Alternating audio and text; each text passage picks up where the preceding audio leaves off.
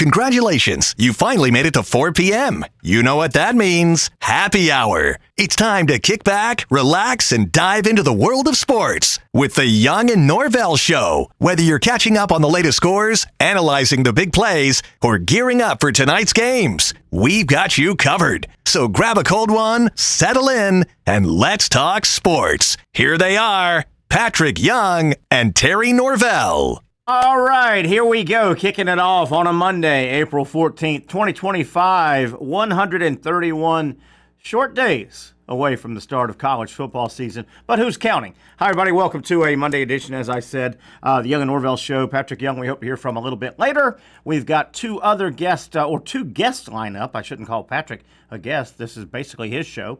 I just ride around for the hell of it.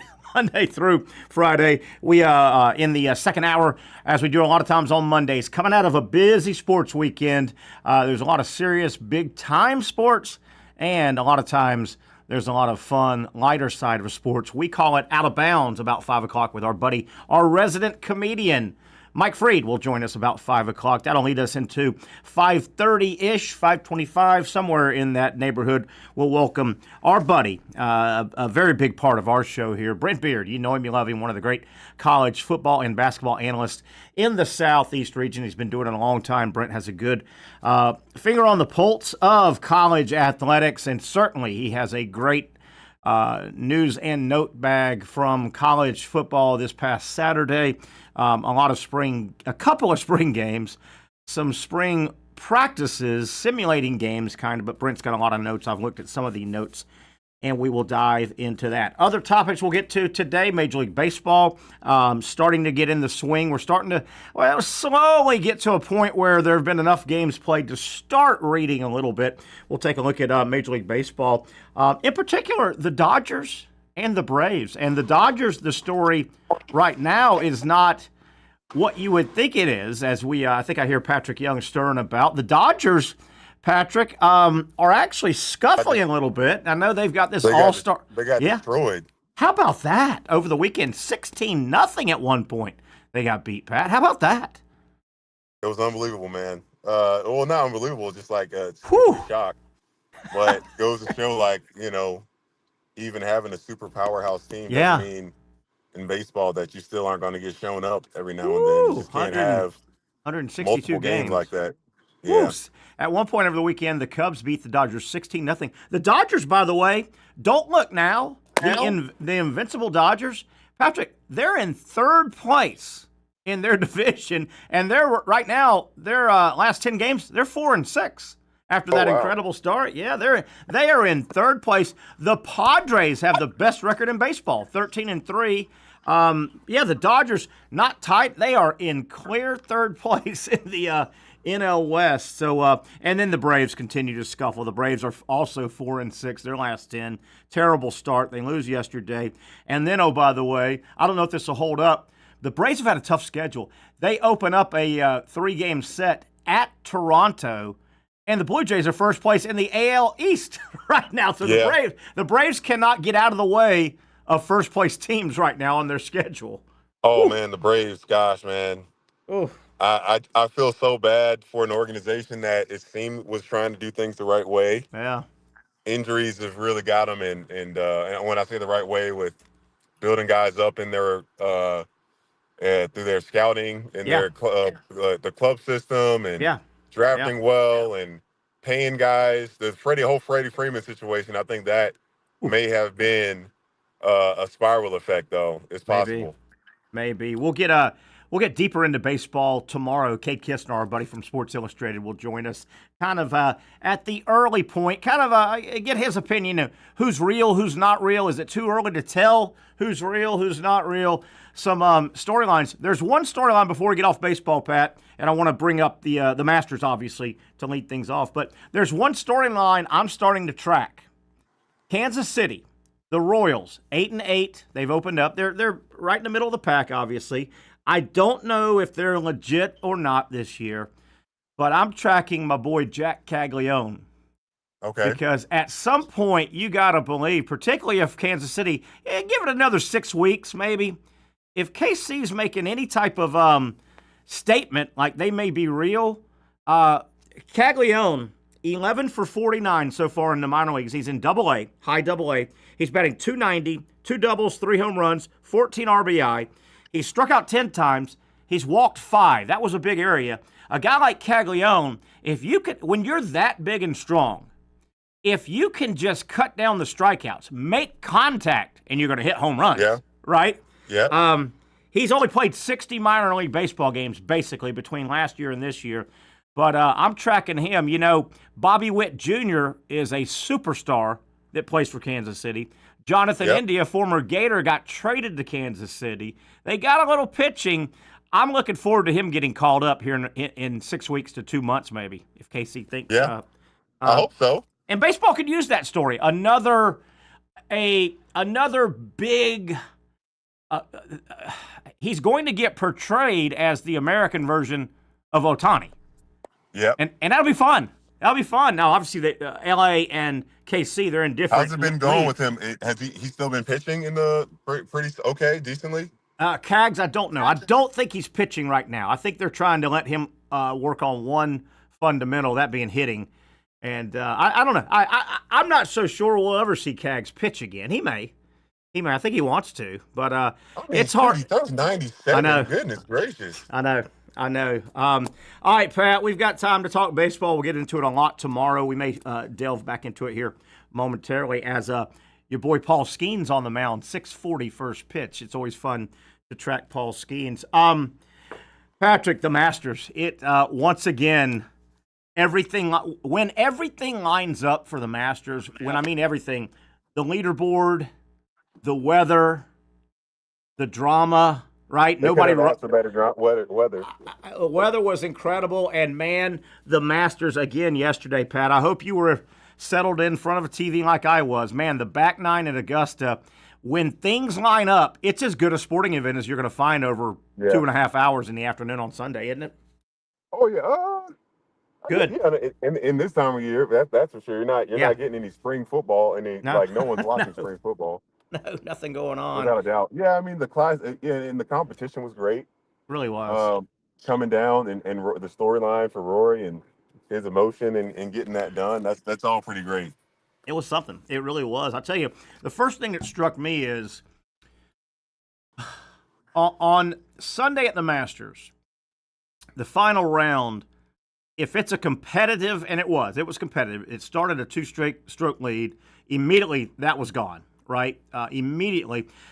You look back at Roy McIlroy, and it's so hard to win a competitive Masters final round when your first hole of the day yesterday and your 18th hole of the day yesterday for McIlroy were disasters.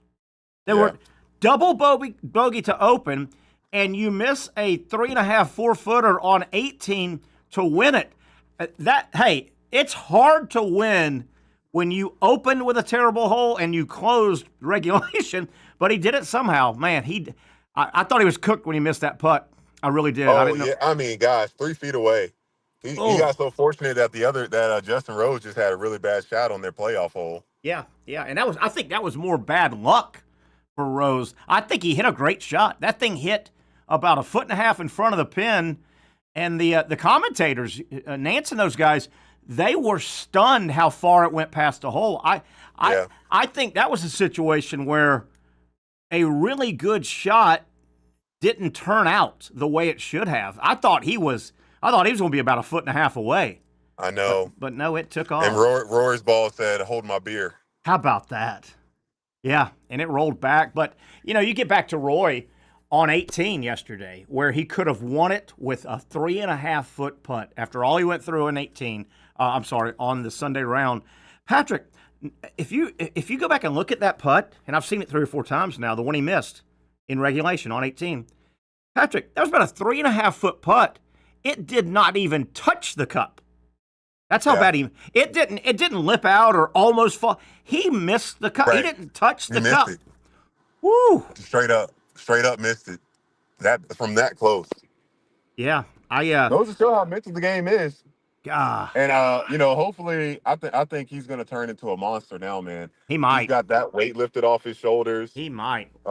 He's going to be able to play free.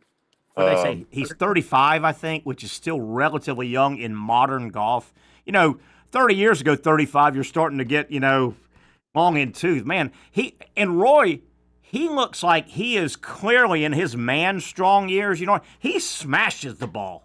I mean, did you see those drives he was hitting yesterday and all weekend? He looks like he's in great shape. Like he really does. He looks like he can play. He's going to be playing until he's 70. He really does. He might, keep an eye. I'll tell you another guy that if your boy Scotty Scheffler could have gotten maybe 2 shots closer and his name popped up way up high, man, he was making a run at that thing. He was making a run at that thing. And then, Bryson DeChambeau, he just, I'm not a huge fan of just how Bryson approaches the game in terms of his swing is so stiff and his short game isn't great. I understand there's a whole thing behind it that he does to perfect that, but it hasn't seemed to turn into more winning. He's growing on me a little bit. He when he burst on the scene and he plays every club, he's stiff and he has his own theory. He rubbed you a little wrong. He's growing on me a little bit, but Patrick, when I watch him play, and I watched almost every shot yesterday he had, he looks so stiff and awkward, but it works for him. How about when he putts, man? He's like, he wants to keep that V perfectly. He looks like the Tin Man on Wizard of Oz. He's just so stiff. But damn if it doesn't work for him, doesn't it? Oh, did we lose Pat? Maybe he's a DeChambeau guy. But no, when Pat was saying, when you watch DeChambeau, it works for him. But guys, even putting, you're back. He looks so stiff everything he does, doesn't he? Yeah, he does, without a doubt. He's like the Scarecrow or the Tin Man. But it works for him. And then when they have close-up shots of him, he plays, and your dad could probably speak to this, his grips are really thick. They look uncomfortably thick, don't they? Especially for his putting. His putter grip is huge as well. Yeah. I'll tell you one thing now. First of all, what Roy did yesterday, 6 players have ever won a career Grand Slam. I mean, that is a mouthful. That's Hall of Fame. Is Roy McIlroy 6 now? Players, man. Yeah, he's now in the Hall of Fame if he wasn't before. Look at his start to this year, though. He won the Players, right? He's got the Players and the Masters right now under his belt. That's a pretty good start, isn't it? Yeah, absolutely. Goodness gracious. Absolutely. It's a great freaking start, man. Yeah, he's on pace. I think he's going to rip it this year and have one of those just like, not Tiger Woods though, but like how Scotty Scheffler had a year where he won the majority. I think Rory's going to go on and I'll tell you though, have a year like that. I know Scheffler, had the hand cut or whatever he did to his hand in the off season and this and that. Boy, it looked like he was finding his game yesterday and all weekend. Yeah. It looked like, I tell you, who a big beneficiary is right now? The big beneficiary of yesterday and all week at the Masters is the PGA, the next major. Because obviously the storyline going into next month and the PGA will be Roy. Can he get leg number 2? Right? He's had the big start. Oh, by the way, this guy Scheffler, he stumbled a little bit with the injury, but the PGA right now is loving life, isn't it? Built-in storyline right out of the gate. Yeah, absolutely. Man. There's got to be. Yeah, I mean, and I think TGL seems to have ended up on a good like the perfect timing. I think it ending right before you get a major tournament like the Masters. I think it ended about 3 weeks ago. Maybe that's a good flow into this thing as well. Yeah, I didn't know that. Is it over? Is that the key? Yeah, TGL's over. Yeah, the Atlanta team won it. So it's pretty cool. I can't lie to you. I've watched a little bit. I've watched a little bit. So it's built in to be an off season, that little bridge, like Not golf. necessarily. Oh no, not necessarily. No. The guys are because it's only 15 rounds, or 15 holes. I mean, they're doing this event, and let's just say their total time. It's only one location in Jupiter. Okay. I believe Jupiter. So you're indoor. Like these guys, they could finish up a tournament, and then go to the TGL on a Tuesday. Yeah. Or Wednesday, or Tuesday, or Monday or Tuesday, or if they're not choosing not to play in a certain tournament, they could like it's a within, but just the timing that TGL ended seemed to be pretty perfect. Lining up here with the Masters. Yeah, I've watched it. It comes on in the evenings sometimes. I'm home, flipping channels. I've watched it a little bit. You wonder, though, you really wonder, will that concept, what is it? It's a controlled warehouse, simulated game, right? It's controlled, simulated, in almost, it's almost like a golf movie kind of. You're in a theater kind of, right? And you're watching this big screen and all. But you wonder, Patrick, I mean, I've often said, and this is not a new sport, this is a spin-off. But, I've often wondered, have we invented all the games we ever will have? I mean, are all the sports out there? And I know, I get this. That's a good point. This is indoor golf, but this could catch on, couldn't it? Yeah, it could. I just don't know, like, how else do you... Like what the Savannah Bananas have turned baseball into, how else can they? I don't know. Like there's probably some smaller sports games that I mean, did pickleball even exist 7 years ago? No, really blew up. And and again, I guess probably most of your brand new sports have been invented. These are adaptations. Like pickleball is an adaptation of tennis and ping pong But, this indoor golf, number one, it takes the weather out of it, right? The weather is taken out of it from the fans' aspect. You're not gonna spend a lot of money and get rained out, or say, man, do I really want to walk around a course 4 hours in the rain? So it'll be interesting. You mentioned Savannah Bananas. I don't even have this on my sheet right here, but I'd watched all that golf like most people, and 60 Minutes came on, and I kind of watched a little bit last night of the stories that are coming up, and I watched a few minutes about the Savannah Bananas. I didn't watch the whole thing. Did you happen to watch it? They had a story on the Bananas. No, I did not. I'm sure it's pretty good. I didn't either, and but that's a unique concept, and you wonder, Pat, why it took. Basically, the Savannah Bananas are the Harlem Globetrotters baseball. They're basically the Globetrotters playing baseball, and you wonder why it took so long for somebody to say, hey, let's adapt baseball with their own Harlem Globetrotters, right?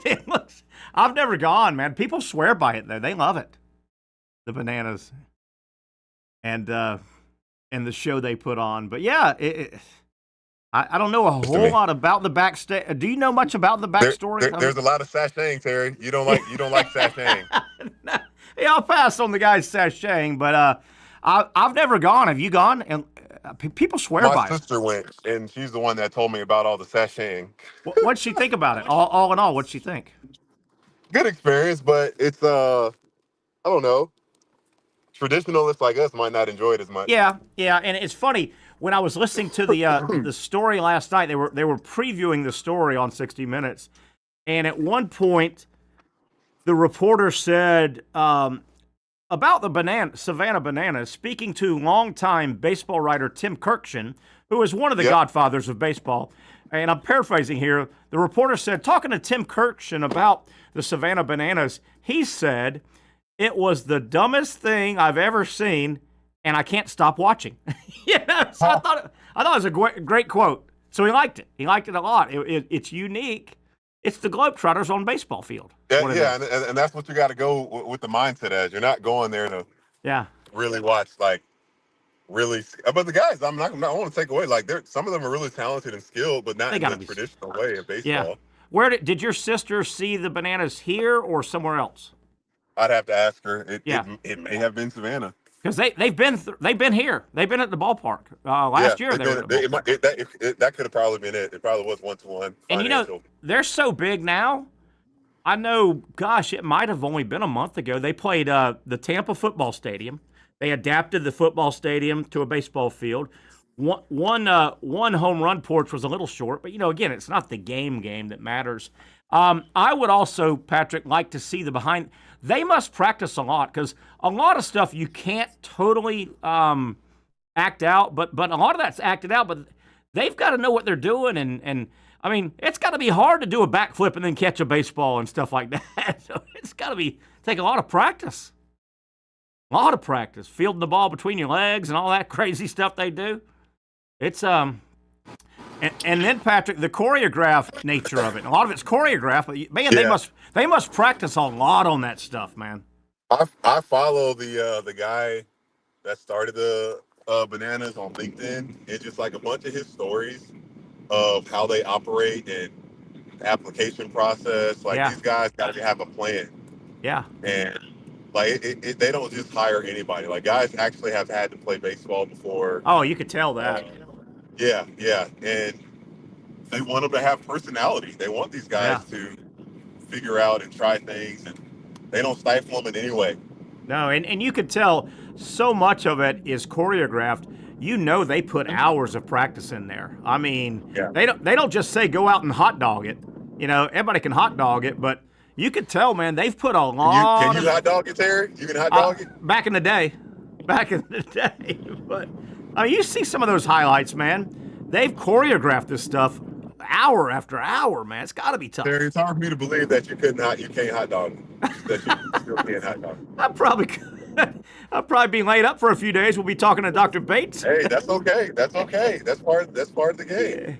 Hey, Pat, let's take a break. Hopefully you can stay on another segment at least. I want to get your thoughts on, I've got strong thoughts on Nico, the Tennessee quarterback situation that happened. Can't wait to talk about that. Yeah, I got strong thoughts on that as well. Yeah, I want to hear your thoughts. Patrick Young, Terry Norvelle, and you coming back here on a Monday. A lot of topics to get into. We've talked Masters. We'll get back to that. Baseball. We've got Out of Bounds coming up. And then Brent Beaird also in hour number 2. Back after this quick timeout on the Young and Norvelle Show.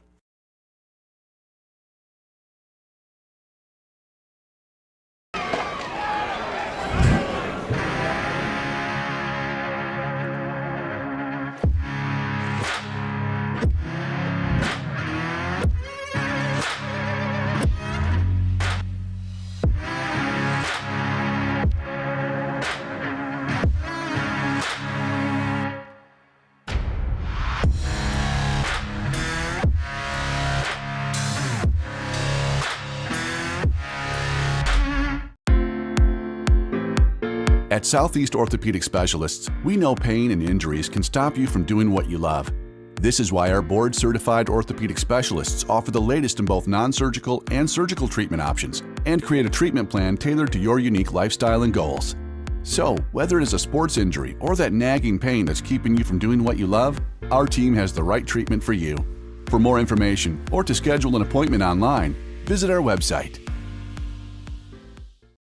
Finally, a family atmosphere, kid-friendly restaurant with a real sports bar feel. Bricks Jack's Beach features all of that and a large, climate-controlled covered patio with misting fans and heaters for all seasons. Mix in an extremely diverse menu that features the most quality and affordable steak at the beach, and there's no reason not to enjoy your next lunch, dinner, happy hour, or big sporting event at Bricks Jack's Beach, 300 2nd Street North in Jacksonville Beach. See you at Bricks Jack's Beach. You really got to hand it to him. Hold on. The previous play is under further review. I'm not sure what he could review, but okay.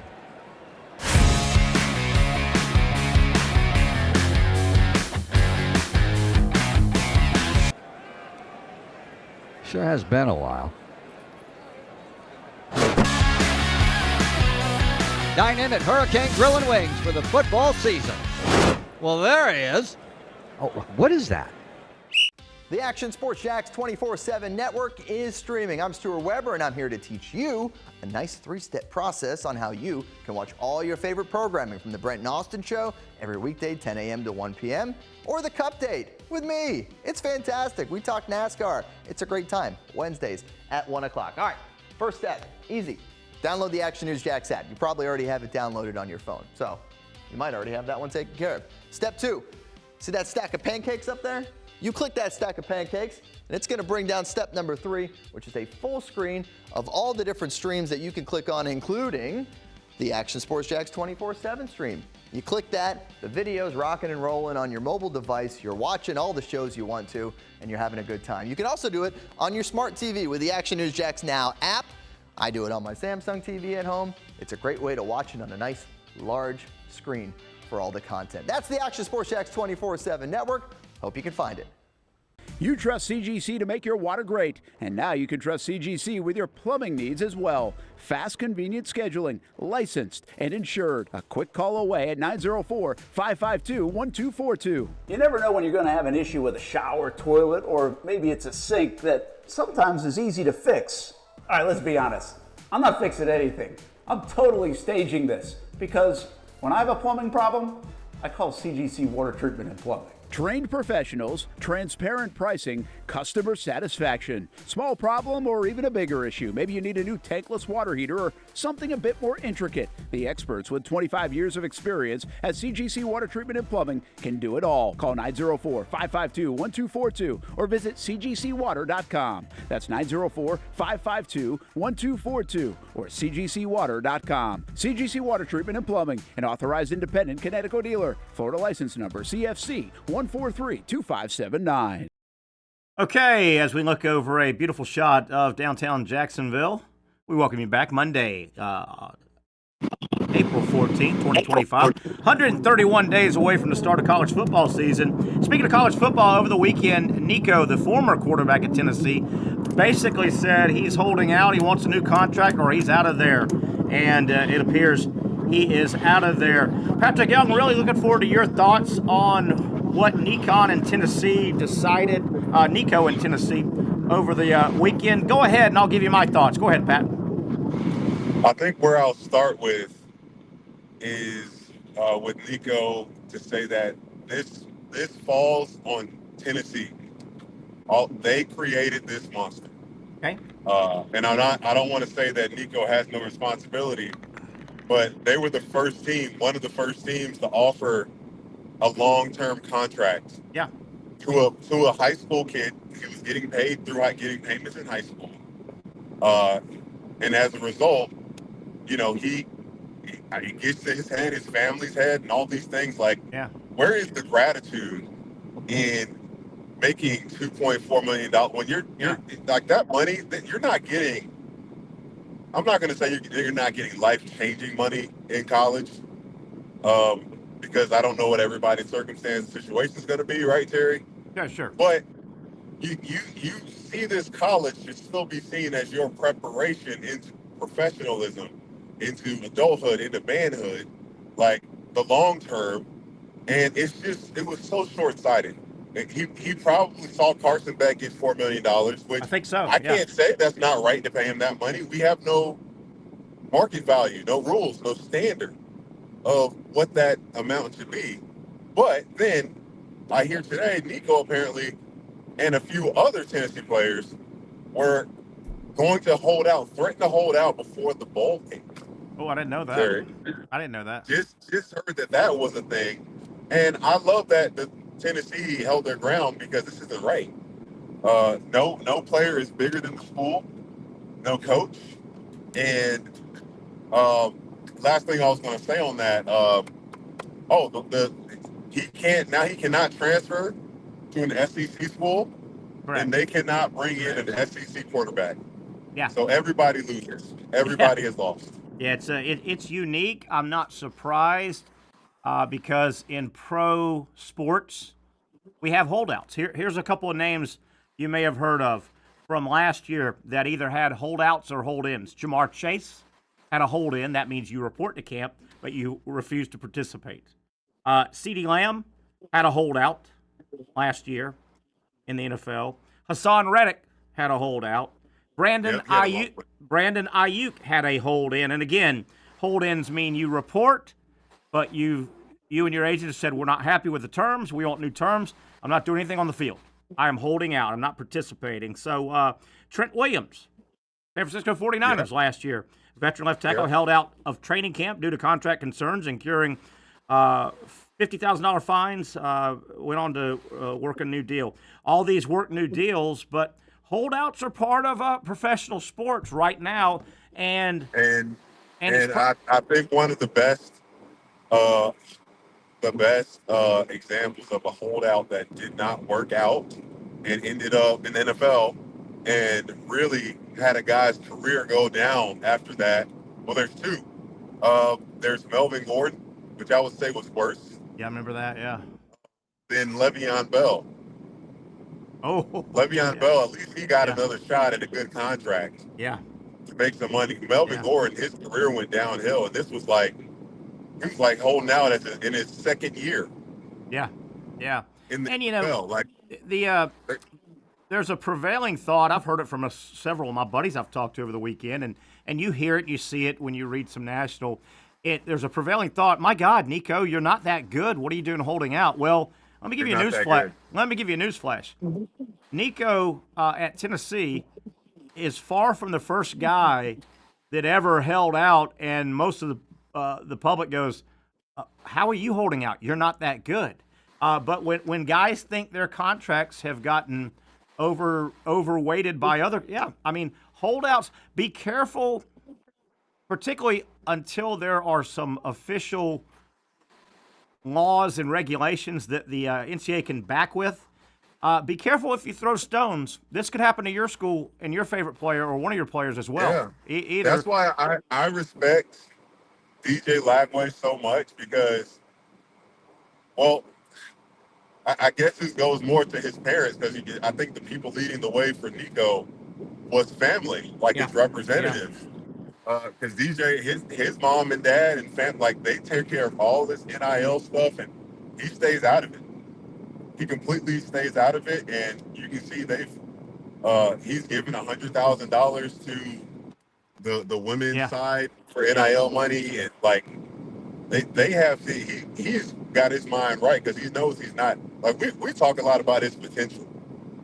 You know, we want to see DJ Lagway become that guy. He knows he's not that guy yet. Yeah. Nico already thought he was that guy. Yeah. He probably thought he should have been starting over Hendon Hooker. Yeah, probably. He probably thought that. For him, he needs to have a Hendon Hooking like year to even be in a position where you could say, I want a better contract. Yeah. Like, you're not even worth $2.4 million, bro. Let me see if you could correct me if I'm wrong, but I think Nico, he's in the third year of a 4-year contract that he signed. I believe so. Yeah. So if you think about a contract, a 4-year contract, and you think about when is it appropriate if you think you want to hold out, if you're asking for more money, a new contract, and you're told no, the time to hold out is year 3, not wait until year 4, and they say, well, we'll bump you, finish out your contract, and walk. Yeah, especially since you can transfer right away. Yeah, this is the year to hold out if you're going to hold out. And, until the government gives the NCAA, and don't blame the NCAA on this, they just don't have the power to dictate employment and things like that. Until the government gives the NCAA some teeth, this could easily be common. I mean, I've often tried to tell the fan out there that gets all worked up, this is killing. You've got to look at it and say, the good old win one for the Gipper, go State U, play for the name on your chest. Those days are gone. It's professional sports. And until the fans out there were so many fans worked up so much. I can't believe this guy, what he's doing. It's pro sports. Holdouts happen in pro sports. I mean, like it or not, holdouts happen. I can believe it happened, but I can't believe it happened at the same time. Yeah. Frankly, if you think about it, if you really wanted to push the issue and you're the player that's going to hold out, you would hold out August 1st, wouldn't you? I mean, you talk about over a barrel holding, which exactly. is what you're exactly right. You hold out August 1st, right. Which is the NFL guys.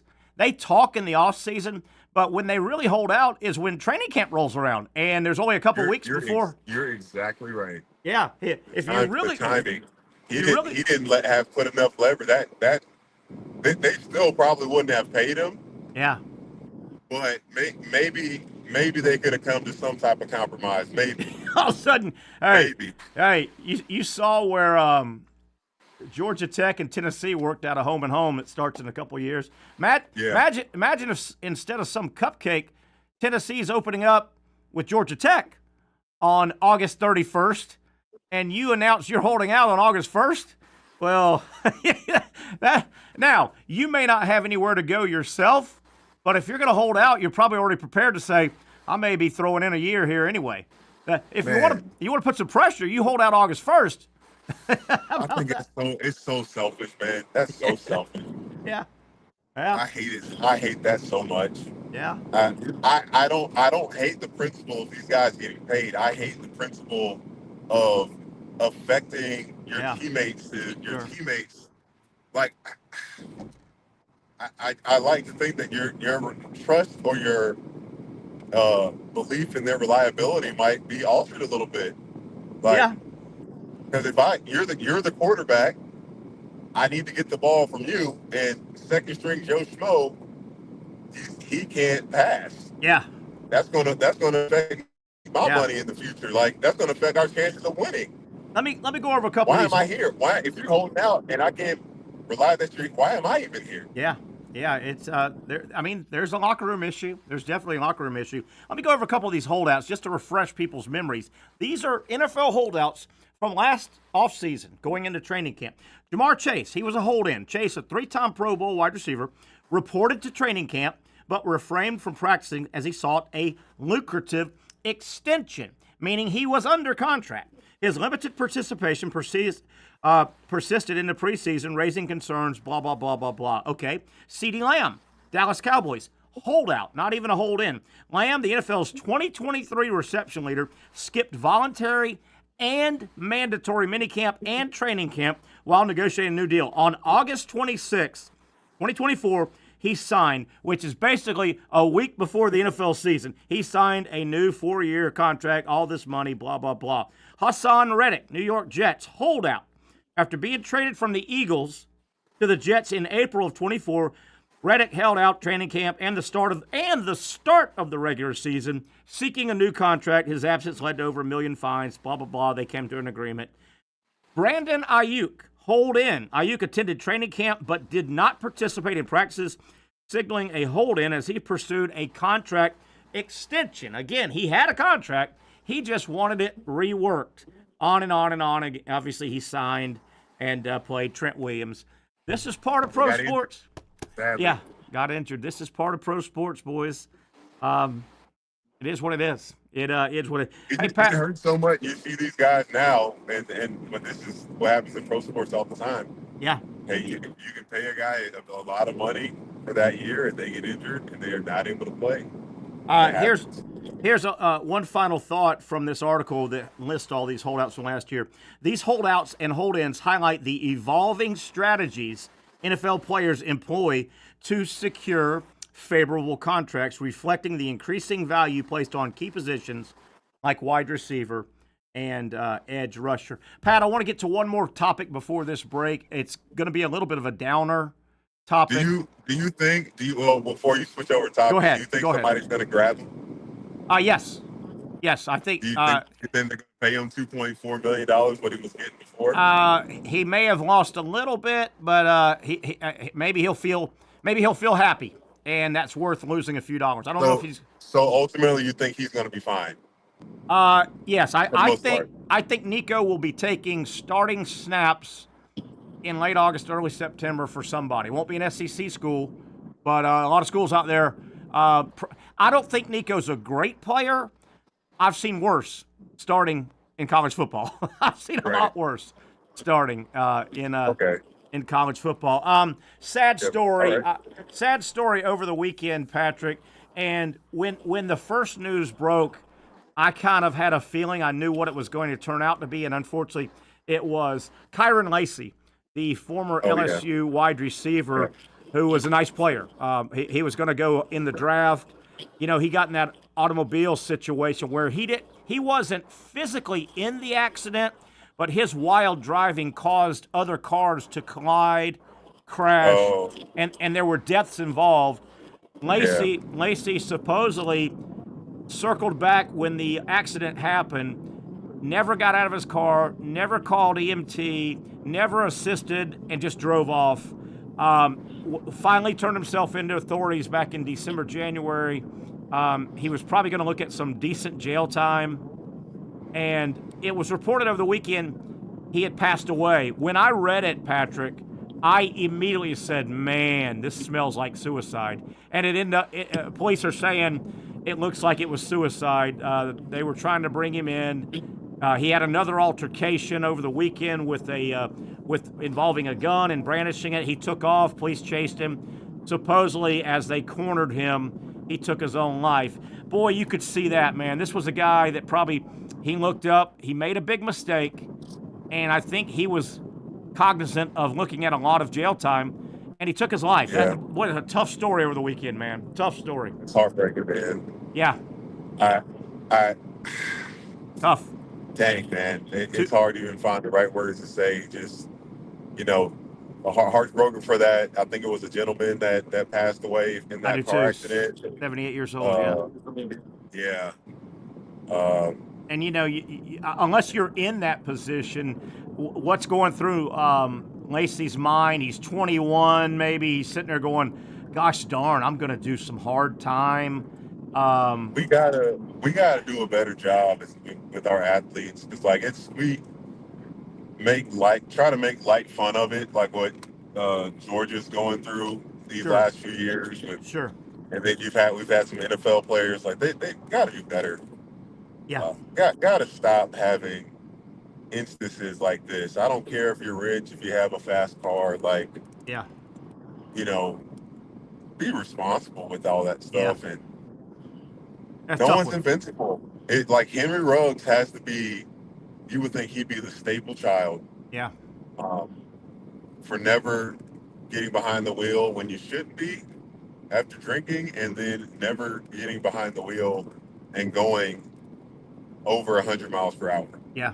What do you need to do that for? Yeah, it was a tough story. And like I said, when I saw former LSU wide receiver, passes away over the weekend, I immediately went, oh my God, this has suicide written all over it. He was 24, man. 24. Yeah. He probably had talked to his attorney a couple times, and his attorney was probably honest with him and said, hey, man, best scenario, and I don't know his record, or if he had one even, but his attorney probably gave him some advice, he and his family, hey, you're going to have to do some time. It may be, 5 to 10 years and then probation. I don't know. But, a 21-year-old kid, 5 to 10 years is a life sentence. For sure. So I would imagine that played into into it. He'd be a completely different person. Yeah. He's going to be, he would be completely have serving that time. Yeah, that was tough. I just wanted to get that out. I know people, and he was a player now. I mean, he would have been drafted probably, I'm guessing, 3rd, 4th round.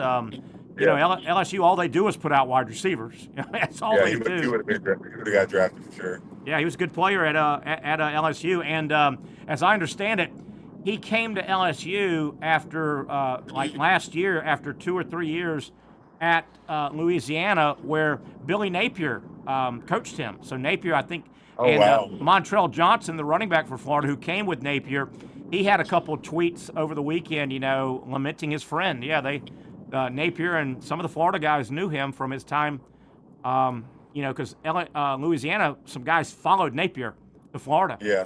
And that's where Kyron Lacey started his career. That's tough. He wasn't able to grab Kyron Lacey to bring him over here. I know. We kid because we care. Pat, before we take a break, I don't know if you have any hard thoughts, and this is not a big deal, but it got a lot of talk over the weekend. Did you feel Florida shortchanged the basketball team by putting their celebration inside the orange and blue game at halftime? I thought Florida could have handled that a little better. It almost looks like you're patting the basketball team on the head a little bit, but it should have been an exact tech for sure. Yeah, and maybe earlier that day before or something. Yeah, earlier that day, and that would have been perfect. Yeah, have the spring. They should have had the spring. Have both things. Have the football game a little bit later. Maybe the game at 3:30, and do a basketball celebration at 12. Yeah. Right at noon on a Saturday. Something like that. And I get it. Baseball was also going on, and they were playing a doubleheader because of rain. But maybe you don't worry about concessions on the basketball side. Maybe something that can make it easier, because you're really just having those people come in to celebrate. Yeah. Yeah. and talk. You can't really hear the team very well talk, or anybody on the microphone in the Ben Hill Griffin that well. I agree. You'd hear him perfectly in the stadium. I agree. And again, I don't think it was a life-altering moment, but to me, it was a little, oh, that's cute. The basketball national title, that's cute. And I get it, logistics. The team's about to fracture, and some of them are going to camp and working on the draft, and I get all that. But to me, it struck me a little bit like, hey, Gator basketball. This is the White House calling. Hey, listen, you know the Boston Celtics, they won the NBA title again. They're coming in to see the president and have their day in D.C. on XYZ. Could you guys come on that same day as well? And we'll run you guys through first. You know, to me, that's kind of how it felt a little bit like pat the little basketball team on the head. And I don't know, it's not that big of a deal. I'm making too much of it, I guess, Pat. 60,000 people still showed up, though. Yeah. Terry, it's a young man's game out there, Terry. It is. Now, to be fair, these girls don't wear clothes anymore. No. I heard that over the weekend. The amount of booty cheeks that were just out. I mean, it's high-waisted, and the line of their shorts just goes right to barely above the booty crack. Booty hole. Whatever. That stuff. Goodness gracious, Terry. It's just it's everywhere. And I'm like, I just want to enjoy myself at celebrating the basketball.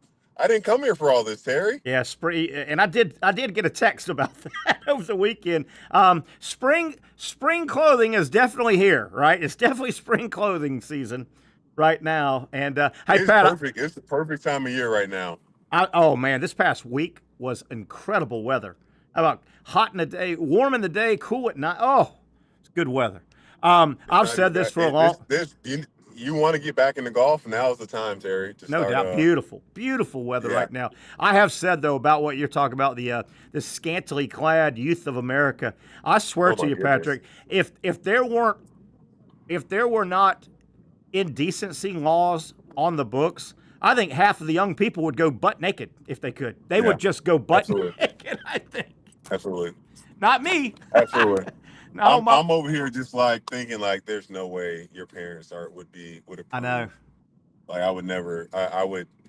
If my stepdaughter was trying to walk out the house like that, I was like, we need to do some education here. Yeah. We need some education. Who bought these clothes? First off. So how bought these clothes? Oh, I got it. I need to repent. Yeah. So you were in Gainesville. How was it? Was it? It had to be a great day. The weather and all. It was a great day, man. I went over and I got there a little bit later than I wanted to. It was an easy Saturday morning, and I'm always like, you don't need to rush to have fun. So I got to the men's practice facility and I rode my little Firefly scooter. Okay. Hung out with Duke. Nice. And I ran into an old manager for the basketball team that he was the manager when I was there. Right. Then the stadium was full. It was crazy. It was awesome. That's wonderful. But did you get any? Them coming up, Any portal scoop? I want to know portal scoop. All that's great. No, I don't know anything. I heard the freshman class is going to be pretty good, but I didn't get a portal scoop. I don't know anything about that. I got you. Fair enough. But then I went with Chris Doring over to McDenton's. Oh, nice. It's where social used to be, and then I hung out with Duke Warner, longtime athletic trainer of the Gators, who went and hung out with. Beautiful home, man. Duke has a beautiful home. Oh man. Nice. Sounds like a great day.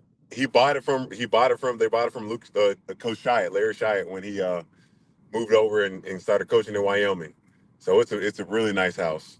Patrick, I just thought of something. We'll go to break here in a second, and we'll welcome our buddy Mike Freed, our resident comedian. I just thought of something, Patrick. You were a great basketball player. You know a lot about the game of basketball. The University of Florida basketball staff has 2 openings. Patrick Young. I got a new job for you. Pat. No. No? Okay. I don't want to lose you here, but no interest in coaching ever? No?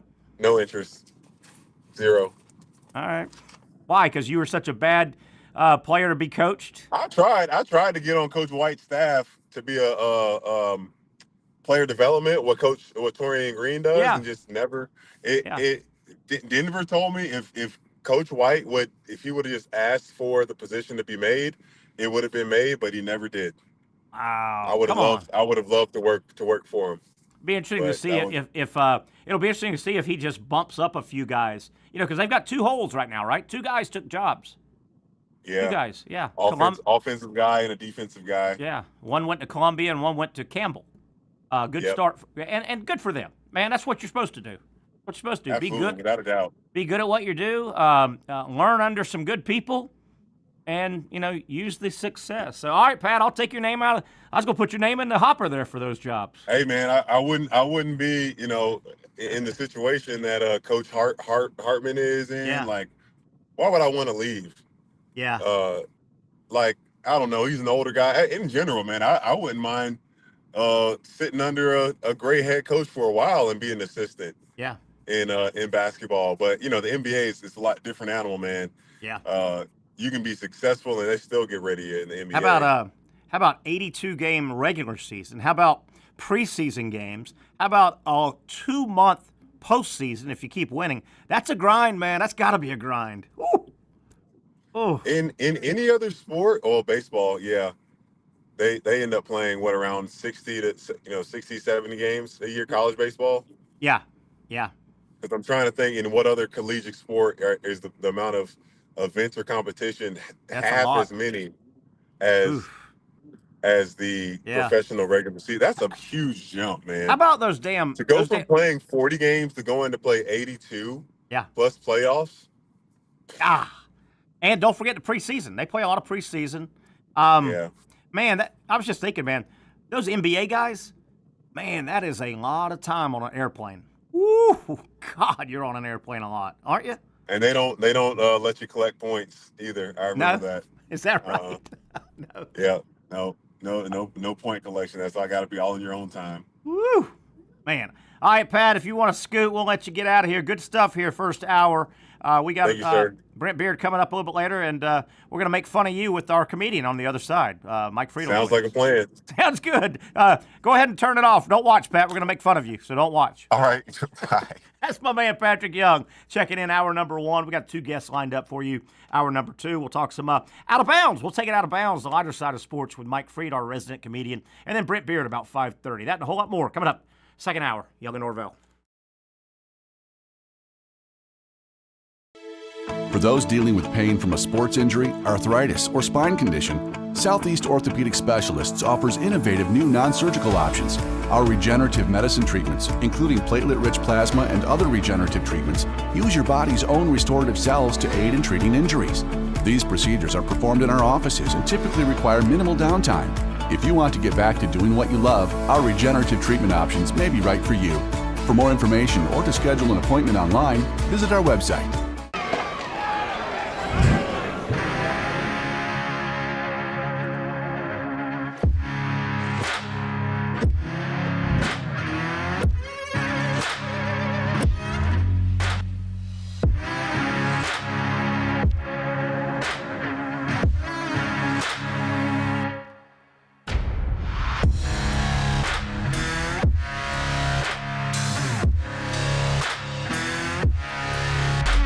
Finally, a family atmosphere, kid-friendly restaurant with a real sports bar feel. Bricks Jack's Beach features all of that and a large, climate-controlled covered patio with misting fans and heaters for all seasons. Mix in an extremely diverse menu that features the most quality and affordable steak at the beach, and there's no reason not to enjoy your next lunch, dinner, happy hour, or big sporting event at Bricks Jack's Beach, 300 2nd Street North in Jacksonville Beach. See you at Bricks Jack's Beach.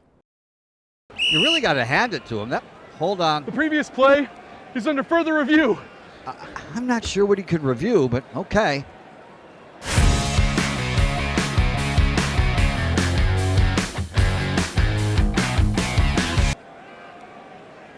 Sure has been a while. Dine in at Hurricane Grill and Wings for the football season. Well, there he is. Oh, what is that? Hey everyone, everyone, Olivia Tasley here from Action Sports Jax to tell you all the different ways you can watch our new 24/7 network. 3 easy steps. You don't even need a pen and paper to write it down. Step number 1, download the app. Search Action News Jax in your app store either on your phone or your smart TV. Then, once you're on the app, click on that little drop-down menu in the upper left-hand corner with the 3 little lines. That'll show you these options, and boom, right here, click Action Sports Jax 24/7, and you will be brought to our continuous stream channel. That app can be accessed through all these different platforms, whether you have Roku, Fire TV, Smart TV, Apple TV, or Google TV. You can find our app. Now, if you don't have access to the app, don't worry. We still got you covered. We're across all social media platforms from Facebook, Instagram, X, YouTube, Twitch. We have a podcast channel. Plus, check out our short reels on our TikTok. Action Sports Jax 24/7. It's on all the time and everywhere. It's a new logo, new branding. With Bold City Heating and Air, it's an old school approach. One of the few locally owned and operated air conditioning businesses left in Jacksonville. It's hot, Florida in the summer. You can't do much to avoid it, but you can keep cool with Bold City Heating and Air. It's every customer counts kind of service, from when these trucks have pulled up to my home over the last couple of years and when they pull into your driveway as well. From communication to pricing to the actual service, everyone at Bold City Heating and Air cares about you. You know who's coming to your house. You know they will be well trained, and they will respect your home. Air conditioning convenience at boldcityac.com. Stay cool while it gets hot. Bold City Heating and Air can help. Don't get caught sweating all summer. boldcityac.com, and they have financing to help. New systems starting at $110 a month and $50 off any repairs. Stay safe, stay comfortable with Bold City Heating and Air at boldcityac.com. Homegrown in your hometown. You know, when you have a show that is pretty much considered a joke, you bring on a resident comedian, right? As we welcome you back, hour number 2. Terry Norvelle here. I want to thank Patrick Young. He was on all first hour. We let Pat get about his business. As we do on Mondays, we like to take it out of bounds, the lighter side of sports, with that guy. Me. Comedian Mike Freed. I am here. I'm back from Idaho. Back from Idaho. You had a paid gig. You're a professional comedian. 2. And 2? 2 paid gigs. Yeah, 2 different places. Like in a Idaho. Friday, Saturday night kind of thing? Or it was a Friday and a Saturday. That's right. First night was in a opera house in lovely Glen Ferry, Idaho. Glens Ferry, I think it was, right where the Oregon Passage came across the Snake River there. I've been across that. That Snake River, snakes all over. It is. I was driving out to the West Coast one time, not to jump your story. That's all right. And I was heading the same basic direction. I think I crossed the Snake River about 8 times. Yeah. Over bridges. Was drinking involved? No. Where was your second gig? Was it far away? By the way, Snake River not filled with snakes. I thought it was, but no. Second gig was in a little town called Hammett. How far apart were those little towns? Maybe 30, 40 miles. We still stayed in Glens Ferry for both nights. And this one was in a winery. Apparently, it's very good wine country out there. I didn't know that. Yeah, they got the same either longitude or latitude, whichever one goes. Now, being 30, 40 minutes, you couldn't just do one big show? Could they all just kind of converge? I don't think anything big happens. No, it's just separate places. Good that crowd? wanted to. Yeah, actually, the Opera House was amazing. And were these comedy nights at these places, or were these comedy clubs that were? They were not comedy clubs. The Opera House was just that, kind of to picture a smaller version of the Florida Theater here in beautiful Jacksonville, Florida. No, but gosh, that was really bad. I know.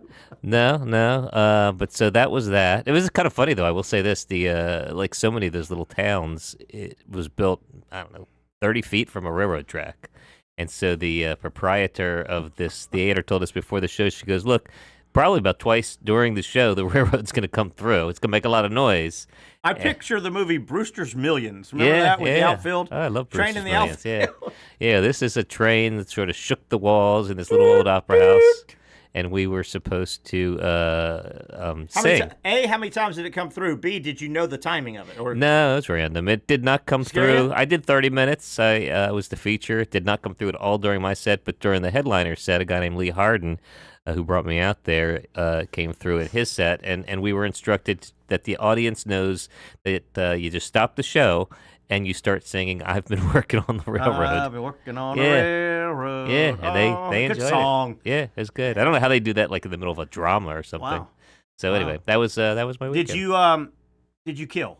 Did you kill it? I did kill it. I did. I think Brand new material. Do you have anything you can share with us? So your best joke of the night? Well, actually, it's funny you ask it because there is a story that I thought we would talk about today. It's not a funny sports story, but I mean, Hooters is a sports bar, so I feel like we can venture into it. But just talking about the bankruptcy of Hooters, They're Hooters, not out of assets, are they? it depends what their assets are. No, the assets are still there. To be honest, they're repurposing the assets. They've decided, this is no joke, although I have a joke to conclude, that they're going to become more family friendly. The people at Hooters decided that simply pretending that mediocre chicken wings are outstanding so that you could get awkward looks from women is not a great business model going forward. Yeah, I think that's been outright. They've filed for bankruptcy a month or so ago. This is they definitely and they're going to try to reorganize. They're reorganizing, more family friendly. So now they're going to use the same women. They're just going to have wet nurses and lactation consultants. There you go. Yeah, that was the punchline. That was a long burn. burn. Being serious for a minute, any costume additions, changes, at Hooters? Color scheme changes, anything? Or? They have not gotten to that point yet. Hooters actually has a very strong Jacksonville tie because a guy named Hugh Connerty. Yeah, you remember Hugh? Yeah. But they got it started. Well, they didn't get it started. The first one was in Clearwater. But Hugh found it and then brought it back. And I think the first one was either the Landing or Goodby's Creek over there. I think so, right there by the marina kind of over there in that area. Exactly right. Being serious for a minute, I want to thank, we had a relationship for about almost a year and a half or so with Twin Peaks, which is kind of a different motif. Yes. Idea, and those folks were good. We did about a year and a half. Is that what you call it, a motif? I think, or what is that? I'm just kidding. No, you're using the word right. The environment. The environment is, they're the lodge, Windsor Lodge versus, not that I think Twin Peaks doing well. We had a great relationship. We just ran our contract. Sure, I get on the show, and we don't get to go hang out with pretty ladies at Twin Peaks any longer. That does not seem right. One of the not issues, but I think one of the Hooters issues, I will say issues, and is when Hooters burst on the scene 30-ish years ago, 35, whatever it was, seeing scantily clad, and I'm being serious here, scantily clad pretty young women was a thing. I mean, nowadays nudity or near nudity is so prevalent. Well, that's true, but I don't think it's such a whoa. I'm not a Hooters person. Never really been. I've been to Hooters, but I think part of their lure, if you will, is that they are very attentive. Like they'll sit down with you, they'll talk to you, they'll pretend you're interesting or cute, even if you're not, and if you're hanging out there, But they I don't know what they're going to do to become more family friendly, but that is supposedly their model. Yeah. Because if you're only catering to lecherous men, you're leaving out a lot of your market share. Sure you are. Yeah. Sure you are. So other things. Yeah. What was the deal? I couldn't believe what you sent me a few days ago. The Rays home run guy. This guy, and he's a professional. Yeah, I don't even understand it. Home run. Foul ball collector. Yeah, let me set it up. It's go ahead. This guy named Christopher Morel. Oh, I'm sorry, that's not true. That's the player. The guy's name is Hampel, if I'm not mistaken. Let's see, Zach Hampel. So, he's caught, and this doesn't even make sense to me, but he's caught retrieved thousands of foul or home run balls. It's sort of his thing. Now he, and I don't know how he knows which stadiums to go to, but he researches like where to be. He gets seats, but then he meanders around different parts of the field. And he kind of knows the game, knows the players well enough. And BP or even a game, there's going to be X. If there's a right-handed dominant team up to bat, there are areas that you could probably play the odds and say, there's going to be quite a few foul balls hit over there. And he's retrieving them. And he even takes people on, like, I'll say excursions. Yeah. Like, you could sign up to go with him, pay him some money at your stadium. He'll put you in a spot. He'll put you in a position. Which is no different than being a charter boat captain. Yeah, I guess that's right. I want to catch a sailfish. Well, I'm going to try and go put you on a sailfish. Unless you're interfering. Yeah, and what happened? I saw this clip, and it was ugly. Yeah, so I guess player, Ray's outfielder, I'll mispronounce it, but Christopher Morel, is that his name? Sure it is. Inches away from making a spectacular catch at the wall to deny the Los Angeles Angels a pair of runs, but he missed out after the ball was snagged by notorious ball hawk Zach Hampel. Yeah. And so that's not a good thing, especially. Did he get kicked out? You know? Did they kick him out? Let's see. He's tracking the ball, leapt to make what could have been a well-gem catch, but his gloves out. The 2 runs came across on a homer, with the first 2 earned runs surrendered by race starter Shane Baz this season. So he hurt the home team. Yeah, that's exactly right. Boo. So he rose to notoriety. Apparently, he's been involved in controversy before. Has a proclivity for being in the right spot, the right time. I don't see where he was kicked out or not. But I am being serious on this topic for a quick moment. Yeah. You're very serious today. I am very serious. I blame, in this instance, Major League Baseball and the home stadium construction. Yep. And I'm being serious. And the most famous one recently was Steve Bartman. Right. Reached out. We all remember that. Got death wishes. But it happens a lot. You see it. The Yankees guys. Yep. It was playoff time, I think, right? World Series, right? And this guy moves around. Well, the Yankee guys reached over, and Mookie Betts was. Remember that? We can name a million. My issue is, right, if it's that big of a deal, hey, Major League Baseball, and you see it also with NBA. The courtside seats are so close. It's crazy. They're feet away. Yeah, make some space. And there are times, hey, NBA, MLB. You dictate how those parks are built. Yeah. The front row should not be humanly possible to get in play. Yeah. That's my first That's a good thought. issue. Is space that valuable? Like in the basketball, I mean, obviously they can So make it Jack that. Nicholson was going to spend $100,000 for courtside seats over the years for the Lakers, but if they pushed him back 5 feet, he wouldn't spend? Yeah, the front row is still going to be the front row, but at some point you're getting rid of a row of seats, though. I still, though, you also don't want that happening in the middle of the NBA Finals. Yeah, And I blame Major League Baseball could easily say the first row around the perimeter should not be humanly reachable. Right.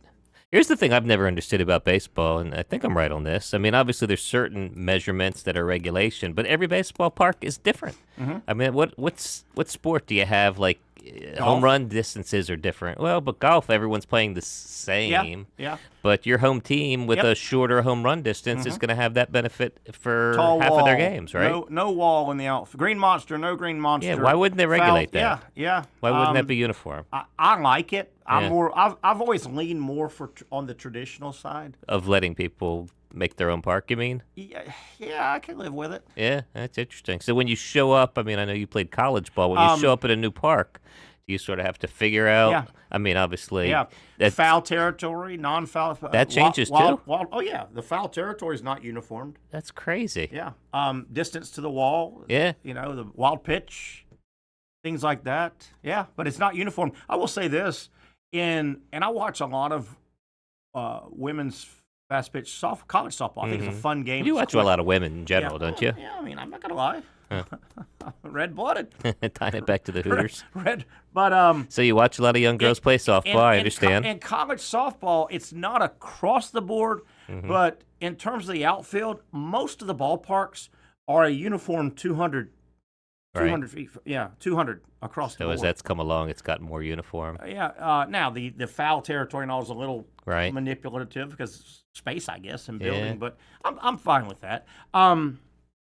Did you see, staying with basketball, I want to throw one out to you. Did you see last week and Luka, who got traded to the Lakers? Doncic. He got thrown out of a game last week, and he swears the official was wrong. Luka, supposedly there was a heckler. Right. They were in Oklahoma City, right? It was a road game. Obviously, the fans cheering against and heckling Luka. Right. Supposedly there was a running dialogue between Luka and this fan. Right. And Luka makes a nice shot, and he's running back down court, and he's kind of near one of the sidelines, and supposedly he's screaming and berating the fan, and the official was between him and the fan, one of the officials. He thought he was screaming at himself, at the official. Oh, gosh. It was Teed him up, threw him out, and he goes, no. I was screaming at the fat tattoo guy. I wasn't calling you a fat muckety-muck. I was calling that person. That's interesting, but you can't retrieve it at that point. He got ran. Huh. I wonder if he could have given more specificity. Like, I called him, this, that, and you're not that. You're very handsome. You're handsome official. Yeah. Got ran, so be careful who's between you and the fan. You got to be careful. You got to declare your insult when you're going to shout an insult across a long place. I wonder if I mean, if the ref was like insecure, like whatever he was yelling about the fan was similar. I got one more to get to. Do you have another one? Well, you had the Pirates Stadium, didn't you? I got another one in addition to that. Did you hear what the Pirates did, though? I heard that they. Well, this raises an interesting question. Yeah, they got rid of some old historic bricks where people could pay money. People paid money, right, to be at the ballpark 25 years ago. And they recycled them, so you do one in memory of your father or your brother. They scooped them up and took them to the hall. Well, I mean, I Don't always you wonder. Say Saturday at 10 if you've ever come get your. And people are hurt. Or repurpose the bricks if you want to do it the right way. And I think they're finally going to do that. But I think they crushed some of them. Some of them they crushed, but don't you make an announcement? Hey, if you bought a brick, people. I can see how people would. I put Grandpa's name or my husband's name or my wife. Yeah, it's supposed to feel. I know these things aren't necessarily for everything. I've got one. My parents bought one down in St. Augustine at one of the memorial areas. They've got a brick, and it's in memory or in honor of my wife and I getting married. However, she is my ex-wife. Okay. So I don't know. I feel like I should be able to go. You want to buy it to crush it. Or at least change the name on the brick or do something. I got a couple things at JU with my name on them. I did too. The Terry Concert Hall, Terry Lane. Oh, you know what I got? This is really good. Were named after me. When the River House, the River House there, that used to be nothing when you and I were there. It's nice now, man. Now it's nice. So when they rebuilt that, they were doing for a certain amount of money, you could get a stein to be left in the bar area, and whenever you show up, they're supposed to fill it up for free for you. Like when you walk in, like when Norm walked in Cheers. Right. So if you ever, I've drank out of it like 2 or 3 times. Nice. But if you happen to be at the River House at Jacksonville University and you want to pretend to be Mike Freed, you might just get a free beer. It's sitting there behind the counter. Getting back to the Pirates, 10,000 bricks were sold 25 years ago. They were placed right outside, I think, the home plate entrance. Yeah. And they're redoing their stadium. Right. So construction started. They just kind of craned. Yeah. How does somebody in Pirate organization not go, don't you think we want to announce if you want to come get your commemorative brick that you paid for? Right. Or repurpose them. Such a missed opportunity. Absolutely. You could actually biggie size them. You could be like, hey, we're going to get your brick, and for an extra $3,000, you could put it into always this biggie size. thing. Everybody knows that. Yeah, I've always wondered, though, in development or donations for things, like, it's always you can buy this building or you can buy, this wing or this stadium. And, I do all right, but I'm not going to be buying a stadium or anything. But you know what I could afford? I could afford a urinal. Yeah. I think a lot of people would pay money to piss on Mike Freed. Right. So, I mean, and here's the thing, too. Like, you go into a building. Where do I? Like, a lot of times, you don't even know what the building's called. But I guarantee you're spending a little bit of time when you're standing at a urinal. Yeah. And if my name was in a little brass plaque at the bottom, that could even be where you aim to pee. This isn't, you made me think about this. There was a time not that long ago where advertisement was sold in public restaurants, bars, stuff. Yeah. That a lot of people are going to use, and you're controlled. They still do. You don't see as much. You know what else you don't see as much? There was a period there. It's probably because you're sitting down to pee more often. No, now that you get watch older. it. That's a filthy, dirty lie. That's a dirty lie. Well, that's a slander. I haven't validated it. But do you represent slander or anything like that? Do I represent slander? Yes, I stand up for slander. Do you take I like cases? Occasionally. I'm charging you with that right now. Oh, okay, I'll throw myself in jail today. The other thing that went away, 2 things, advertising-wise. I've always been kind of, I own the show. We sell marketing. And let's be honest. This is an advertising business. It really is. Which, by the way, if you might want to be a sponsor on the Young Norvelle Show for this very segment. We've got one close. Yeah? All right. Very exciting. All right. So something that... you remember, this was 10 years ago or so. You could be driving down the roads of Jacksonville, and I think anywhere. Mm-hmm. I used to sit in Gainesville and stuff. Yeah. And people on their personal automobiles would get hired. I'll pay you X to let me wrap your car. They still do that. I don't see that There's some much Farrah ones out there. Oh, sorry, they're not a sponsor. But you don't see that much anymore. Yeah, not much. Do you remember the cool cigarettes? Do you remember the vans and stuff that would have changing? Yeah. And they would be the company's vans. Right. They would hire drivers and tell them what peak busy roads to drive on, and that kind of went away. You see a lot of that stuff in other cities. I think the challenge here, to be honest, is the literacy rate. I think a lot of people can't read the signs, so they color code them, and they use texture, but that's dangerous because it's hard to touch a car while it's going by. The head ball coach, he had the great quote when Florida was playing at Auburn that one night, and a game had just started, 7:30, big game, and just above, you could see this smoke wafting behind Jordan Hare Stadium. Yeah. Big game and all. And after the game, somehow Coach Spurrier said, he was told it was the library that caught fire. And it was. One of the libraries on campus caught fire at Auburn. Yes. And Coach Spurrier said something to the effect, shame. Most of those had not even been colored yet. As only the head ball coach. That's pretty good. I didn't know he's that witty. Hey, I've got another one. I've got a baseball one, and this is a feel-good participation story. Oh, okay. Good. This worked out good. I'll jump True in. story. Okay. I don't know if you heard. Last week, Division III baseball, so not the big boys, Division III. We had 42 games versus 99, and it turned out so beautiful. Mm-hmm. You're thinking, man, these must be pretty good teams. 42-game winning streak versus 99-game winning streak. Yeah. Losing streaks. Oh, my gosh. You had a collision of Division III baseball. Both teams out of New York City. 42-game losing streak. Lehman College. Oh, Lehman sounds about right. And the beautiful thing is they met last week. Yeah. 99-game losing streak. Yeshiva. Yeshiva, they sound good. College. Yeah. They collided. Poor Yeshiva, and So, for Passover too. Somebody's going to win, Yeah. and to make it great, They can't tie. It seems appropriate. even better. Yeah. It was a doubleheader, and they split it. Oh no. One got a win, and the next game, the other one got a Wow. You think they set that up?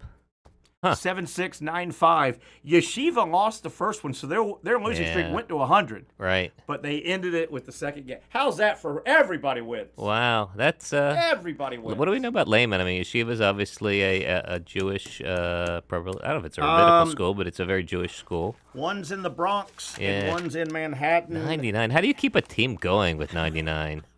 90, how many is that? Guys, we're going to have practice tomorrow. Why, Coach? Yeah. Why are we practicing? How many games do they play a year? Is that more than a year? Oh, yeah. It's like 2 years. Well, at least the 42 could be. Yeah. Not 90. Well, we hadn't played 42 games. Yeah, so that's like It's 2-3 years of losing. Same coach, probably, right? Lehman is in the Bronx. Lehman is in the Bronx. Yeshiva, Manhattan. Yeah. And, buddy, they got together. And thank God. Wow. Thank God it was a doubleheader, and they split. Yeah. Wouldn't you hate to walk off and you got swept? Yeah, well, I don't know. I mean, so at a certain point, you get so bad, you almost want to stay bad, don't you? Yeah. It would ruin your image. Felt good, though, I bet, for both of them. Yeah. They both walked out of their winners. Yeah, that's good. That's really good. God, how do you lose 99 in a row? Oh. You may ask. I may ask. And this is from last week when you blew us off. No, I was here last week. Yeah. You just don't Was it? remember me. Was it? Oh, yeah. You may be saying I've been on a roll. Were you here last Monday? I was here last Monday. I think it was on that video, so I wasn't in person. Might have been. And, yeah, I don't take you serious on the video. I don't really take you serious in person. Right, understood. Rightfully so. Terry, 99-game losing streak. That's got to be the record in Not? Wow.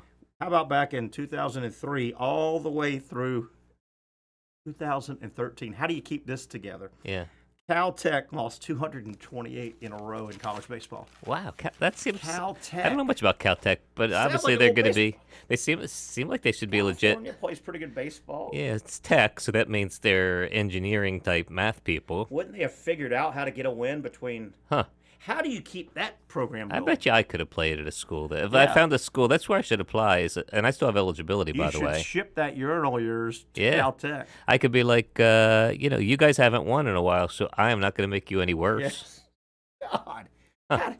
And do you cough up a little athletic budget for 228 in a row you lost? I don't know. What's your worst streak ever at high school or college, or just do you ever remember being in a doldrum? Being serious for a minute, I played on pretty good teams. Yeah. I wouldn't. Gosh, more than 4 or 5 in a row, probably. I wouldn't think college, high school, we were good. Park ball and all was pretty good. I mean, JU, we weren't great. We didn't make regionals, but I mean, we were still going to win at least 30 of your games. Yeah, we were 35-22. We won. Yeah. So it's hard to have a long losing streak if you won more than. Right, and that's the neat thing about baseball. How about yourself, sports-wise, or just in life? What you like? Did you lose how many cases in a row? Never track it that way. I mean, I don't lose too many trials because by the time we go to trial, you wouldn't be doing it if you didn't have a really good chance of winning. There are settlements or motions or days and things that don't always go well. Have you had a lot that went to trial and they played out Yeah. calling witnesses. Oh, yeah. No, less and less, By the way, I will did say. you throw anybody in jail today? Not yet. Close? Although, always when I see you, it gets closer and closer. And today goes up to 11:59 p. So you got Yeah, time. that's true. That's true. No, nobody in jail. But yet. I've lost. Carried out a lot of cases that went, to the jury. Yeah, and jury, a lot of arbitrations. How scared are you when it goes bench to trials? Yeah, that's. Obviously they're not. I'm trying them, but they're not my cases in terms of me being the one with something at stake. So I'm sure it's worse, nerve-wracking for those people. But yeah, it's tough. It's a weird system. They say that our system is the worst system in the world, except for every other system. Yeah, so yeah. it's you're taking. I always tell people that are like, I want my day in court. I say, well, and again, no disrespect to the jury pool, the jury system, but in state court, for example, it goes off of driver's licenses. So I don't know what you're talking about. What? we select jurors based on do they have a driver's license. Oh. In the federal court, we select people based on voter registration. So at least in theory, you get a little higher. Have you had cases where the Hollywood stuff happens, all of a sudden somebody bangs through the two doors? Your Honor, I've got some information that needs to be out. No. Is that fake stuff? It's got to be discovered or something? It's pretty fake because you have to disclose everything ahead of time. There's almost no you ever get something like the morning of? Or a trial that's going on, and you find something out? Sometimes, and then you have to ask the court for a reason to reopen. Like a bloody knife? Yeah, it's with very... fingerprints? Yeah, that's not my kind of case. A gun? Mine are less. Smoking gun? Yes, those things can happen. You just kind of walk in that day, but you basically you have to have a good faith reason for this new discover evidence. How many days? Do you remember the longest trial that went to trial? And was it days and days? For me, or you mean in general? Because obviously the OJ case went on for months or however long. Oh gosh, I haven't had any that were much longer than about 10 days. So a week. At the end of that next day, week. did you throw anybody in jail at that time? You had to. No one went to jail. No. Why did you become a lawyer? My dad, he was on a jury up in Maryland, which is where I was raised, and he was on. It was like 6 months. It was a drug conspiracy RICO case. I wasn't listening. He was a juror. He was a juror. He was selected for jury duty, and for like 6 months, he had to drive and be on this jury in Prince George's County, Maryland. Yeah, it's crazy. He enjoyed it. Does that not end until all jurors are on the same side? Different states and different courts and different types of things. Majority or something? Yeah, theirs needed to be unanimous, as I recall, and they did ultimately wind up being unanimous. He was sequestered for 6 months? No, not sequestered. They just most cases are not sequestered. Most cases they just tell you can't talk about it, and then everybody unfortunately leaves and talks about it. No, they don't. No. People can't follow instructions. No. People can't follow. Tell you one thing, if I'm sequestered, yes, and day after day, yeah, at some point you gotta, yeah. It's got to be weird, yeah. Margie, psst, right. how you leaning? Yeah. And you tell him how you're leaning. That's how you get kicked out. Not supposed to talk about it. Supposed to wait until all the evidence is in. But getting kicked out, is that a loss or a win for the juror? You're like, dude, I got to get back to life, man. Yeah. And they pay you like a set fee or something, and they feed you a couple times a day. Right? My dad was excited because he was a union mechanic and for the airlines. And under their union contract, if you got called for jury duty, you still got your pay. You got time off with pay. So he got his little stipend from whatever he was doing, and he got his salary. And yeah, it's one of the most exciting things he ever did.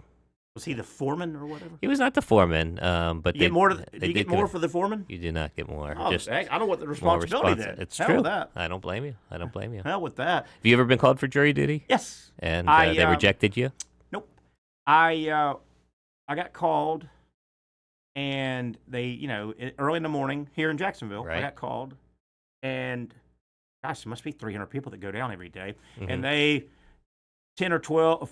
Maybe 15, go to this courtroom. Yeah, so I got sent fairly early. Right. Do you remember Mike Riley since passed? He was a bailiff, long-time bailiff. I'm sure I'd know him to see him, but I don't know him by name. I got sent to a room, a courtroom, and what do? They put like 12 in a... Yeah. A bunch of them are in the courtroom, but 12 at a time they start. So you're hearing. Right. So then I get up there, and they ask a couple of questions to... They go and I get selected. Oh, you do? Okay. So it sort of. I didn't know this at the time, but I got selected. So after lunch, they said this one. Mm-hmm. And I think the trial started that afternoon. Okay. And it went a few days. And I got to remember how this played out. Were you an alternate? I didn't know it. Oh, right. They don't tell you. No, because you wouldn't listen as intently. Yeah. So when it ended after 3 or 4 days, and it went 2 or 3 days. Yeah. And criminal case, probably. It was like a workman's comp fraud. This guy Did you throw anybody in jail? I tried. But they had a undercover filming workplace. Oh, those are fun. Wait a minute, this guy's supposed to be so. Why is he working? He's pumping iron. Oh, so there were hours of dude on scaffolding, and so the back and forth. Yeah. As it ended. Yeah. And they sent the jury to the room and the judge, and they said, I think there were two of us. Yeah. And they go, well, first of all, Mr. Norvelle and Susie Q and whoever. Right. You actually were alternates. Right. We didn't need you after all. Yeah, we didn't. We couldn't tell you because we want, and you did wonderful. You paid attention. You can leave. Right. Beat it. And then the lawyers want to talk to you on your way out the door, right? It's so funny. I'm going to say this anyway. Oh, you're allowed to talk about it now. Okay, yeah. Oh, goodness, yeah. And it's about a local... yeah, usually they'll interview you on the way out. Yes. Because they might settle based on what you say. Literally, as I'm walking out, right. You get your belongings and all. Yeah. I didn't know this, but one of the attorneys, it was Holt Harrell. Oh, really? Okay, so it was a Harrell & Harrell case. Great law firm. Yeah, yeah. And Holt Harrell, now this was 15, 20 years ago. Right. He talked to, number one, he said he remembered, he was a sports guy. Yeah. So I was, into business. He goes, hey, man, I listen to sports radio and, right. Didn't say anything during. So, hi, he goes, can I ask you a couple questions? And he asked me how, had I gone in the room, and I said I would have gone against him. Right. Against his side. I said. Yeah, it's good information. And he thanked me for that. Yeah. But he told me that was his first case that he was involved that went to. Oh, interesting. Gosh. Now, keep in mind, this was 20 years ago. Yeah, it must be. Maybe even longer. Very, very nice. And I bumped into him 2 or 3 other times. But, yeah, it was his firm. Right. And did he ever tell you what the jury did or if they settled based on your I ran into or knew. I think I ran into somebody I quasi knew. And I said, how'd that go? And it went the way I would have gone. Okay, yeah. And I'm trying to think the other guy, the other side, he was a seasoned guy. And he was a seasoned...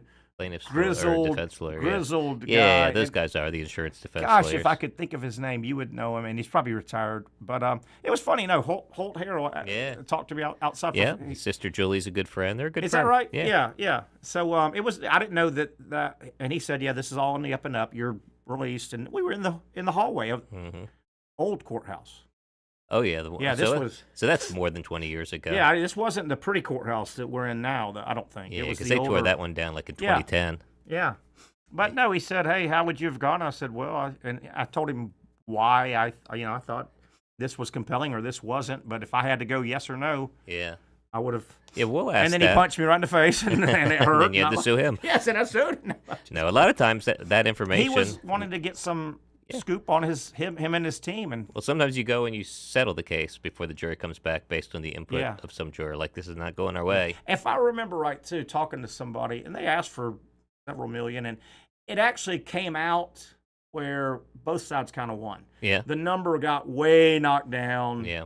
The jury said this and this, but this. Yeah, that's unusual. So I think they both felt like they won, excuse me. Or everybody felt like they lost. That happens too. They say the sign of a good settlement is nobody's happy. I'd be a good lawyer, wouldn't I? What do you think? I think you are. I mean, yeah. Habeas corpus.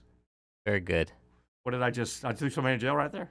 Actually, habeas corpus is usually designed to get someone out of jail. Judas Priest. Yeah, Judas Priest. That's a band from the 80s. Yeah. What are some of the other key words that you guys throw? Those good Latin words. Amicus Curiae. Yeah, I know him. Yeah, he's a good player. Yeah. Dodgers. Left fielder for the Dodgers. Right. Oh my God. Where are we at? What are we doing? We done? What are we doing? I think you're done with me. Yeah. I don't have any other funny things left other than coming out to the Comedy Zone this Wednesday and see a great show. I'd love to see you. Say hello. You say hi to Leah for me? I will say hello to Leah. When I went, I met her. She runs the joint out there. She runs the joint. She does. Anybody that was there last month when I was there will be there? I don't know. Besides me, I don't know. Yeah. It's usually a different crew, but I'll be opening up for featuring actually for Michael Palisak, a really funny comedian. On Wednesday or Thursday? No, in June. Oh, okay. I'll let folks when you still have me back. I'll tell people about that. So the way it works, Comedy Zone here locally at the Ramada, and been there forever. It's the dominant, the long-standing. It's the only comedy club in town. Everything else is just a place that sometimes does comedy. So this is, and I've been there a million times, over the years, born and raised here. Wednesday's kind of local night. Local or regional, that's right. And then Thursday, Friday, Saturday. Correct, and sometimes Sundays. And sometimes it's a national headliner you'll coming bring in through. an act, headline. And then they'll either bring a feature and an MC or sometimes. How cool if you're just traveling through and you stayed at Ramada Inn for business. And, you're looking for something to do. And, I know. You can eat there. It's a great restaurant. It is, it's a fun opportunity. And, a lot of some of the patrons do come down. Do you have a new act, a new set that I'll see if I was to go tomorrow? If you come tomorrow, I'll make sure I do nothing but new jokes. No, I probably won't. Then I will do. Do you need me to give you some stuff? Sure. Am I probably on the list of the funniest people you know? And I mean, right? I'm pretty high up guys that are funny. Right? There's people that you laugh at their jokes, and there's other people you laugh at them. And you're one of those categories. Hey man, a laugh's a laugh, right? A laugh is a laugh, right? It's true. That's true. I would say, for a, what do you call yourself? Are you like a sportscaster? Are you a radio talk show host, a streaming host? What is your job? What do you do? I don't know. I just know I answered to Terry or Sexy Boy. You were I think you're the funniest Terry I know. Is that right? I mean, here's as we break. Brent Beaird's wondering what the hell we're doing. Why is he not on? As we break, here's what you should do. Thank you. I've got the idea on your money. You should open your own comedy club. Maybe one day. Yeah. It's tough business. What name do you have? I don't know. I mean, my social media is Freed to Laugh, like my name, Freed to Laugh. So maybe I could work something out of that. This is way too late to get into this. Uh-huh. I don't think I've asked you this on the air. We will tease it for next week. There's a very famous, really part of the birth of radio, Alan Freed. Oh, sure. Yeah. My dad's name was Alan Freed, so I know of Alan Freed, very famous. The king of the Moondog. Yeah. And, he coined the phrase rock and roll. He got in trouble for, what did they call that? The payola. Payola. Got in trouble for payola. But, he's definitely part of the history of rock and roll. And my dad... he coined rock and roll? He coined the phrase rock and roll. How do you trace that? Yeah. Trademark it? You get any money for that? I don't know that he did. That's why he had to do the payola thing, which doesn't seem like it should be illegal. He was just getting paid money to play music for people, which I assume... And, if you are part of the radio station... Yeah. And payola, which is illegal, you can't really pay. But, as you said, why not? You would think the owner of the station... Sure. Would only play what he or she thinks are good songs because they want listeners. If you're playing bad music... Yeah, you're run yourself out of business, right? Yeah, I mean, Spotify is basically a radio station kind of thing. Well, as we close, I can guarantee you there is nor never will be any payola between you and I. Right, I've noticed that nor quid pro quo. Hey, there's a good Latin phrase for you.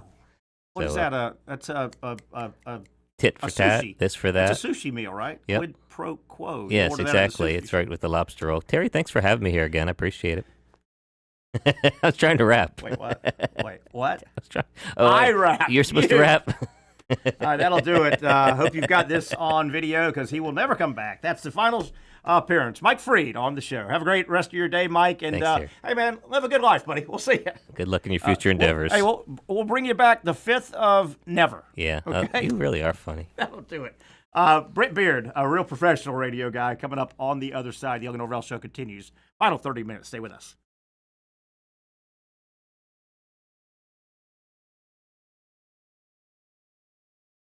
Finally, a family atmosphere, kid-friendly restaurant with a real sports bar feel. Bricks Jack's Beach features all of that and a large, climate-controlled covered patio with misting fans and heaters for all seasons. Mix in an extremely diverse menu that features the most quality and affordable steak at the beach, and there's no reason not to enjoy your next lunch, dinner, happy hour, or big sporting event at Bricks Jack's Beach, 300 2nd Street North in Jacksonville Beach. See you at Bricks Jack's Beach.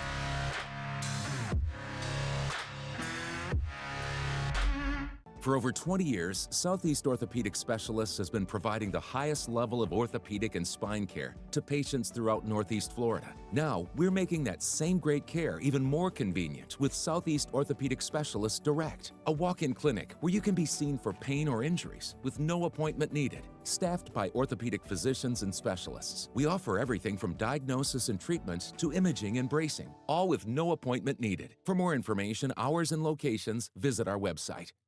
You really got to hand it to him. Hold on. The previous play is under further review. I'm not sure what he could review, but okay.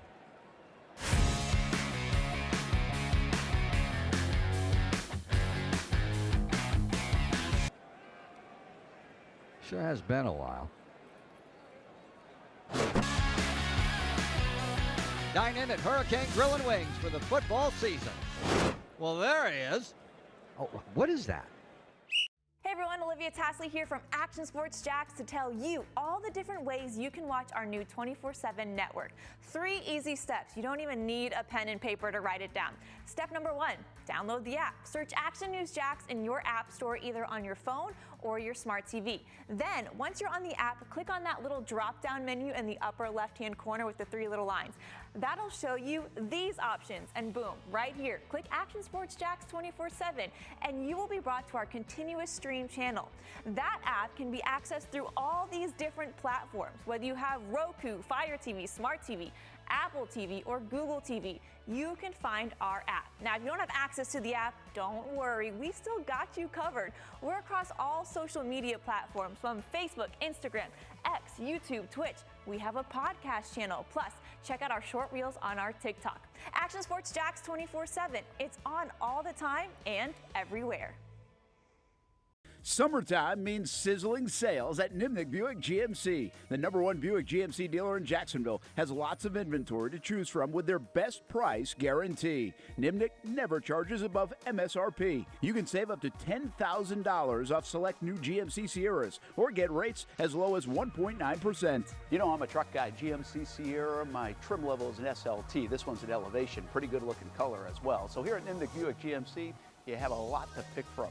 My father-in-law, he drives this, an Enclave, so I feel like that GMC in the family. 2025 is coming around the corner, which means it's almost time to close out those 2024s this summer. You can schedule a test drive at NimnickBuickGMC.com, and while you're there, check your trade value and customize your payment options. Nimnick is there for you, even on Sundays. Visit the showroom on Phillips Highway or shop online at NimnickBuickGMC.com. Nimnick, your friends in the car business since 1941. GMC, we are professional grade. All right, back we are. I want to thank Mike Freed, as always, for coming in. We like our lighten it up kind of segment, Out of Bounds with Mike Freed. We welcome you back. 30 minutes left. Let's get back into some hardcore sports talk, leaning toward college football and basketball. Brent Beaird joins us. Brent, let me just tee it up for you. Your thoughts on the way the Nico stuff has played out over the weekend. Pro athletes hold out, man. I know there's a lot more to it, but take it and run with it. What are you feeling about what went down in Knoxville? Tennessee did the best thing they could do, which is cut ties. They needed to do that. You cannot pay someone who is a middle of the pack SEC quarterback twice as much money for very little, if any, production, right? Yeah. So that was a good decision. I'm amazed on Twitter today. Well, now it's not Nico's fault. It's the NCAA. Yeah. Guys, do we not have any better sense than to make a statement like that? Of course it's Nico's fault. And Terry, what really disturbs people, and it should, and some folks may not have heard this, but he was actually thinking about sitting out the playoff game versus Ohio State. Now, as poorly as the whole team played, they may have played better if he had set it out. So, but it puts them in a lurch. I mean, they have got to find another quarterback. But, I mean, Terry, frankly, the way he played this past season at times, it wouldn't take much to find someone better than he is. I mean, it looks like it may be, North Carolina, Tulane, or a couple of the teams that that he's looking at. But I mean, obviously, we've got to have some better guardrails in this situation, and we've got to be able to deal with situations better than we're doing with this. But I look, I wish the kid well. I really do. But fortunately, Tennessee did what they needed to do, and they should be lauded and applauded for cutting it. Yeah, and I feel for the NCAA a little bit. They're blowing in the wind with no teeth yet. They need the federal government, as much as I hate to say this, they need some teeth. They don't have any teeth. It's not their fault. They do. I answered this in my first hour with Patrick. I want you to answer it as well, though. Nico will be throwing quarterback passes for somebody next year, right? He'll be like you named a couple schools there. I'm 300. I don't know what his monetary will be, but he will find a home and play quarterback somewhere, right, next year? Oh yeah. Someone will be desperate, and they'll give a quarterback who's had some experience in the SEC and be able to sign him. Now I can tell you this: he's not getting $4 million from anyone that has a lick of sense. If you're the football coach or the NIL guy who runs it, but he'll find a place at some point. But I mean, Terry, the reality is, man, oh man, he better be lucky he's out of the SEC. We tease this on Friday, but can you imagine what that locker room would have been like, and what the Tennessee fans and the opposing fans would have done with him? Ooh, it would have been a mess. Now it makes you wonder, and I keep saying it, professional sports, you have holdouts. We went over in hour number one a handful of NFL holdouts from this past mini camp, mandatory voluntary training camp, all the way through Jamar Chase and Brandon Ayuk and CeeDee Lamb. And with that said, you got to believe we're going to see some copycats. Holdouts are part of pro sports. B, I wonder if now this would have hurt him finding a new home. Nico is who I'm speaking of, but you wonder, would he had more teeth in his demand if he waited until August 1st and said, I want to work in it now? He wouldn't have found himself a home probably, but boy, that'd have pushed Tennessee, wouldn't it? 3.5 weeks before the season starts. Well, but what would have been amusing about that almost would have been, okay, let's just pretend he does that. What if at that point everybody's got their roster set? What if no one, Terry, comes and picks him up? Yeah. But I mean, he would have been much better off if he really wanted to leave, to have left in the winter quarter. But I mean, you're still to talk about the end of the season and the playoffs and so forth. But let's be honest about this Tennessee team last year. Nico did not get them in the playoffs. No. Dylan Sampson and their defense got them in the playoffs. I agree. Totally agree. You've got a lot of news and notes from spring games, spring practices, whatever you want to call it, and then just some college football stuff. I was happy to see Reese Davis re-upped with ESPN. Yeah. And tip of the hat, man, I think Fox has come way further in 3 or 4 years with their college football than I thought they would. I always thought Fox kind of patted college football on the head, but they have made a commitment. Davis said he's going to turn them down, stay with ESPN. Charles Davis will take over for Gary Danielson as the lead analyst for Big Ten football, which Charles has paid his dues. He's been around. I've always liked Danielson. He's got one more year. I do too. And certainly I don't follow him as much now that he's out of the SEC. But are you fine with Davis, Charles? Oh yeah. Charles Davis, who played ironically at Tennessee, is really one of the better analysts around. Mm-hmm. So I think he'll do fine. I did have a conversation with Reese about this situation a few weeks ago when he basically said the same thing, that to his credit, Fox really pushed. Yeah. Now you think about that a minute. That's your thing of you want to getting him as a positive, and hurting your competition is what you want to do too in that business.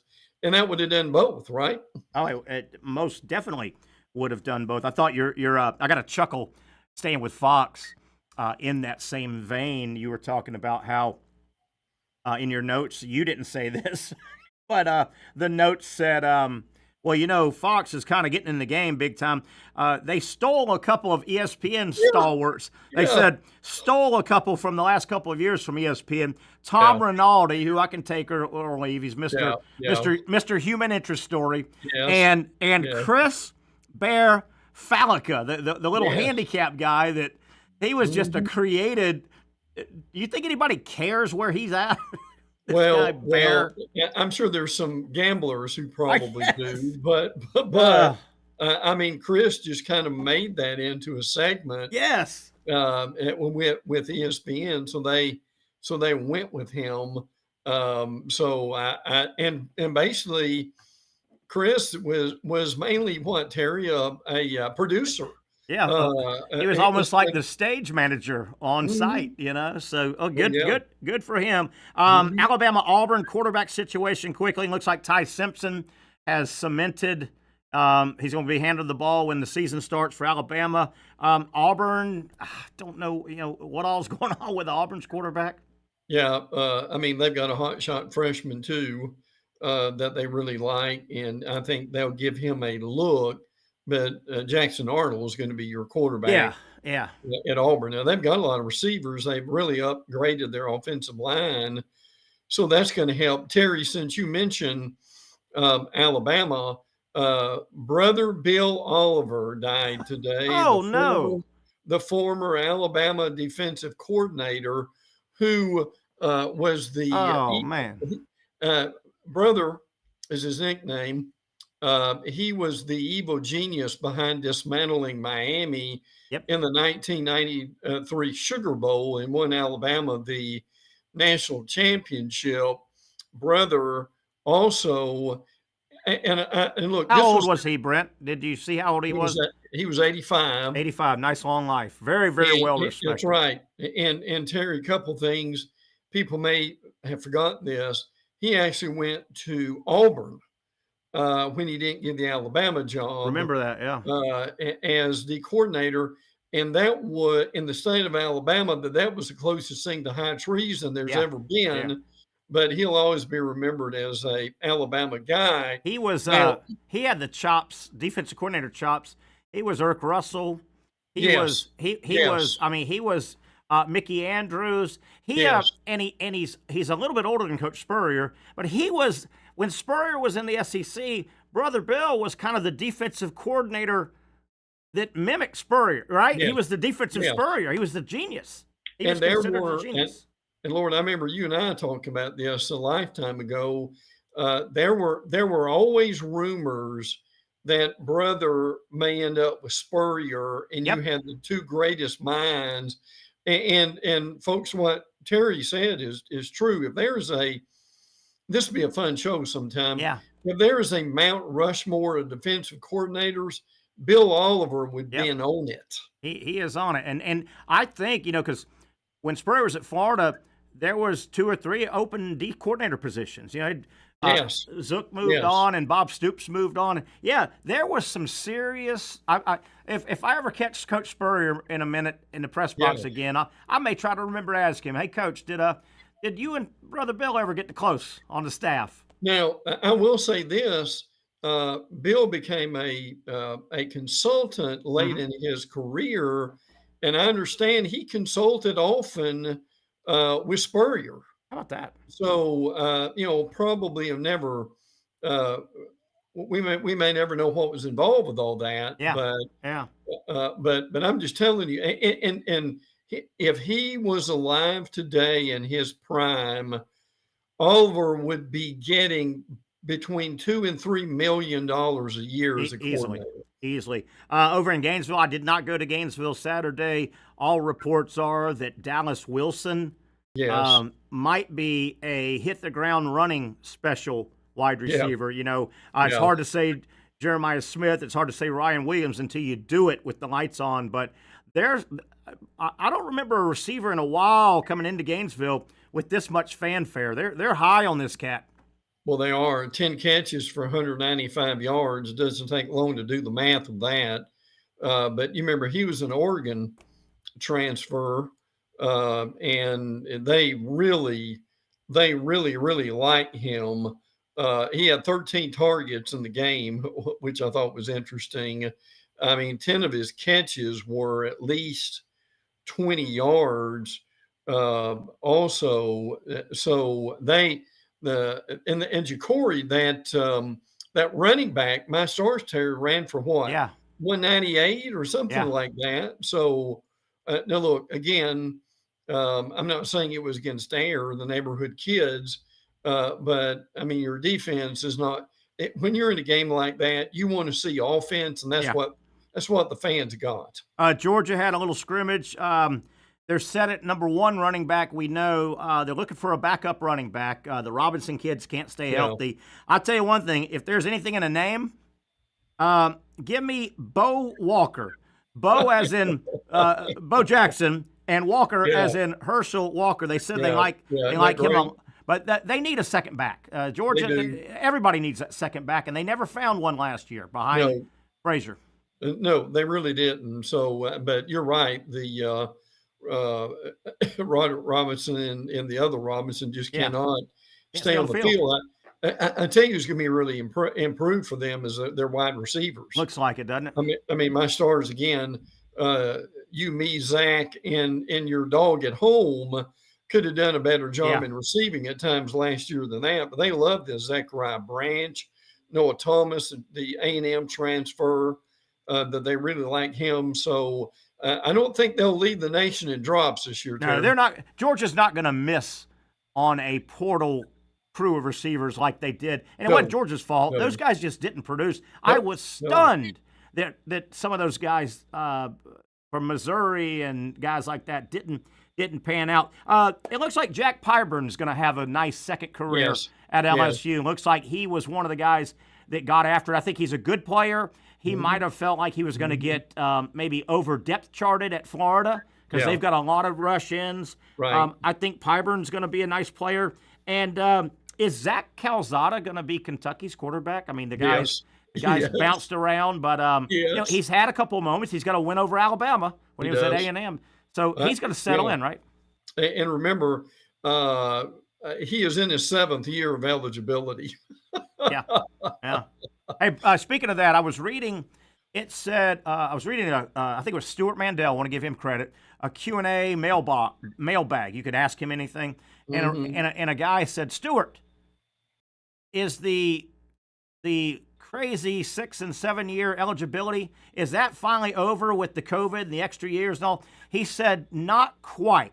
Technically, if you came in 2020 and you redshirted, you could be playing one more year this year. And he said there's not many guys that fall under that. Right. But you could find another 7-year guy somewhere. But see, here's what is another caveat to that is, and I saw this today, you've got 2 more guys who are suing the NCAA to get more eligibility. Yeah, I saw that. And see that, look, it doesn't bother me if they play for 100 years, but pro sports now. But Terry, at some point, how fair is that to the youngsters on your roster? Yeah. Or they, you got guys coming back and back and back. I really think that's probably one thing they need to fix too. Yeah, definitely. 2 minutes left, Brent.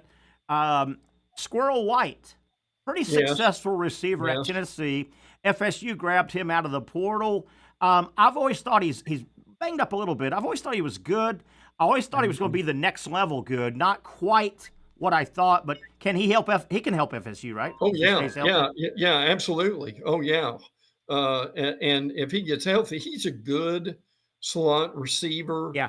And I think that would be I don't think that there's any doubt about that. That would be a big help to them. Now, FSU still practicing this week. Is that right? They don't have a spring game, but they will. This is their last week of practice. Gotcha. So keep that in mind. And another thing people want to know, today Carson Beck starts throwing. Throws the football. Out, obviously, UCL elbow surgery. Yes. Had the injury in December. So January, February, March, half of April. So, yeah, that's probably right. I'll try and ask Dr. Bates that on Wednesday. Is that the right timeline? And Ruben Bain, boy, he's a player that Miami's counting on. Got hurt I'm telling you, he got hurt like the second play of the game of the season against Florida. And that was a blow. That was a blow to Miami. It was. Never came back. In Miami, you remember, Terry, they had that, like Texas A&M, that they had their usual November swoon. Sure. To where they lost like 2 out of 3 late in the year, and that really cost them any playoff consideration at that point. So Bain's a guy they've got to keep healthy. Football portal opens tomorrow, I guess. It's Wednesday, actually. Wednesday. But you're right on it as usual. And again, people need to keep in mind, we're repeating ourselves, but it's necessary. SEC players cannot transfer to other SEC schools in the spring portal. Yes, and still be eligible to play. Correct. This coming year. And I think the football portal is only like 10 days, right? It's not. Thank God. Yeah, 10 days, yeah. But it will overlap with basketball. So we should be getting some real information here with players moving around. Both basketball and football here over the next week or two. Well, and by the way, the Phylon kid at Alabama, he let people know today he's going to the NBA. He needs another year, frankly, but these guys get stars in their eyes, and they get Nico's uncle's cousin, agent to whisper in their ear, and they think they can. That they can have a 10-year NBA or NFL career in 10 minutes. Brent, good stuff as always, man. We'll have a lot probably by the end of the week. We'll do it again soon. Thank you. That's Brent Beaird. I'm Terry Norvelle. Thanks to Patrick Young and Mike Freed. We'll do it again tomorrow, the Young Norvelle Show at 4 o'clock.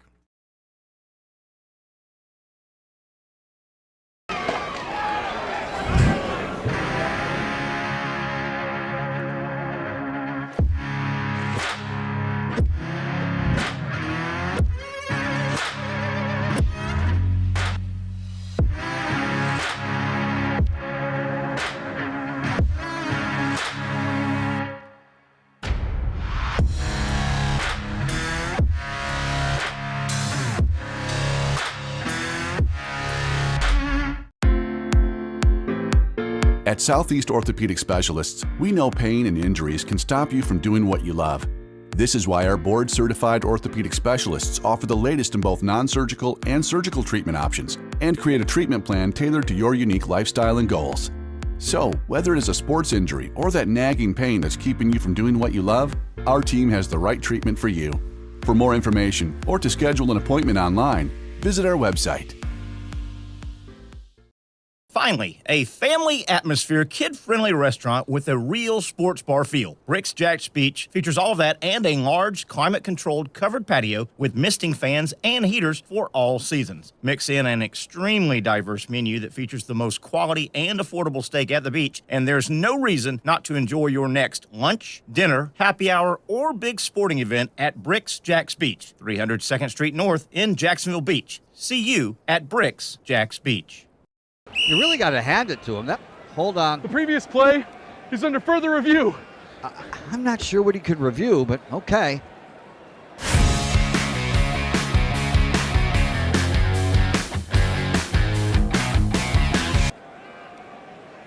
Sure has been a while. Dine in at Hurricane Grill and Wings for the football season. Well, there he is. Oh, what is that? The Action Sports Jax 24/7 network is streaming. I'm Stuart Weber, and I'm here to teach you a nice 3-step process on how you can watch all your favorite programming from the Brent and Austin Show every weekday 10 a.m. to 1 p.m. or the Cup Date with me. It's fantastic. We talk NASCAR. It's a great time. Wednesdays at 1 o'clock. All right, first step, easy.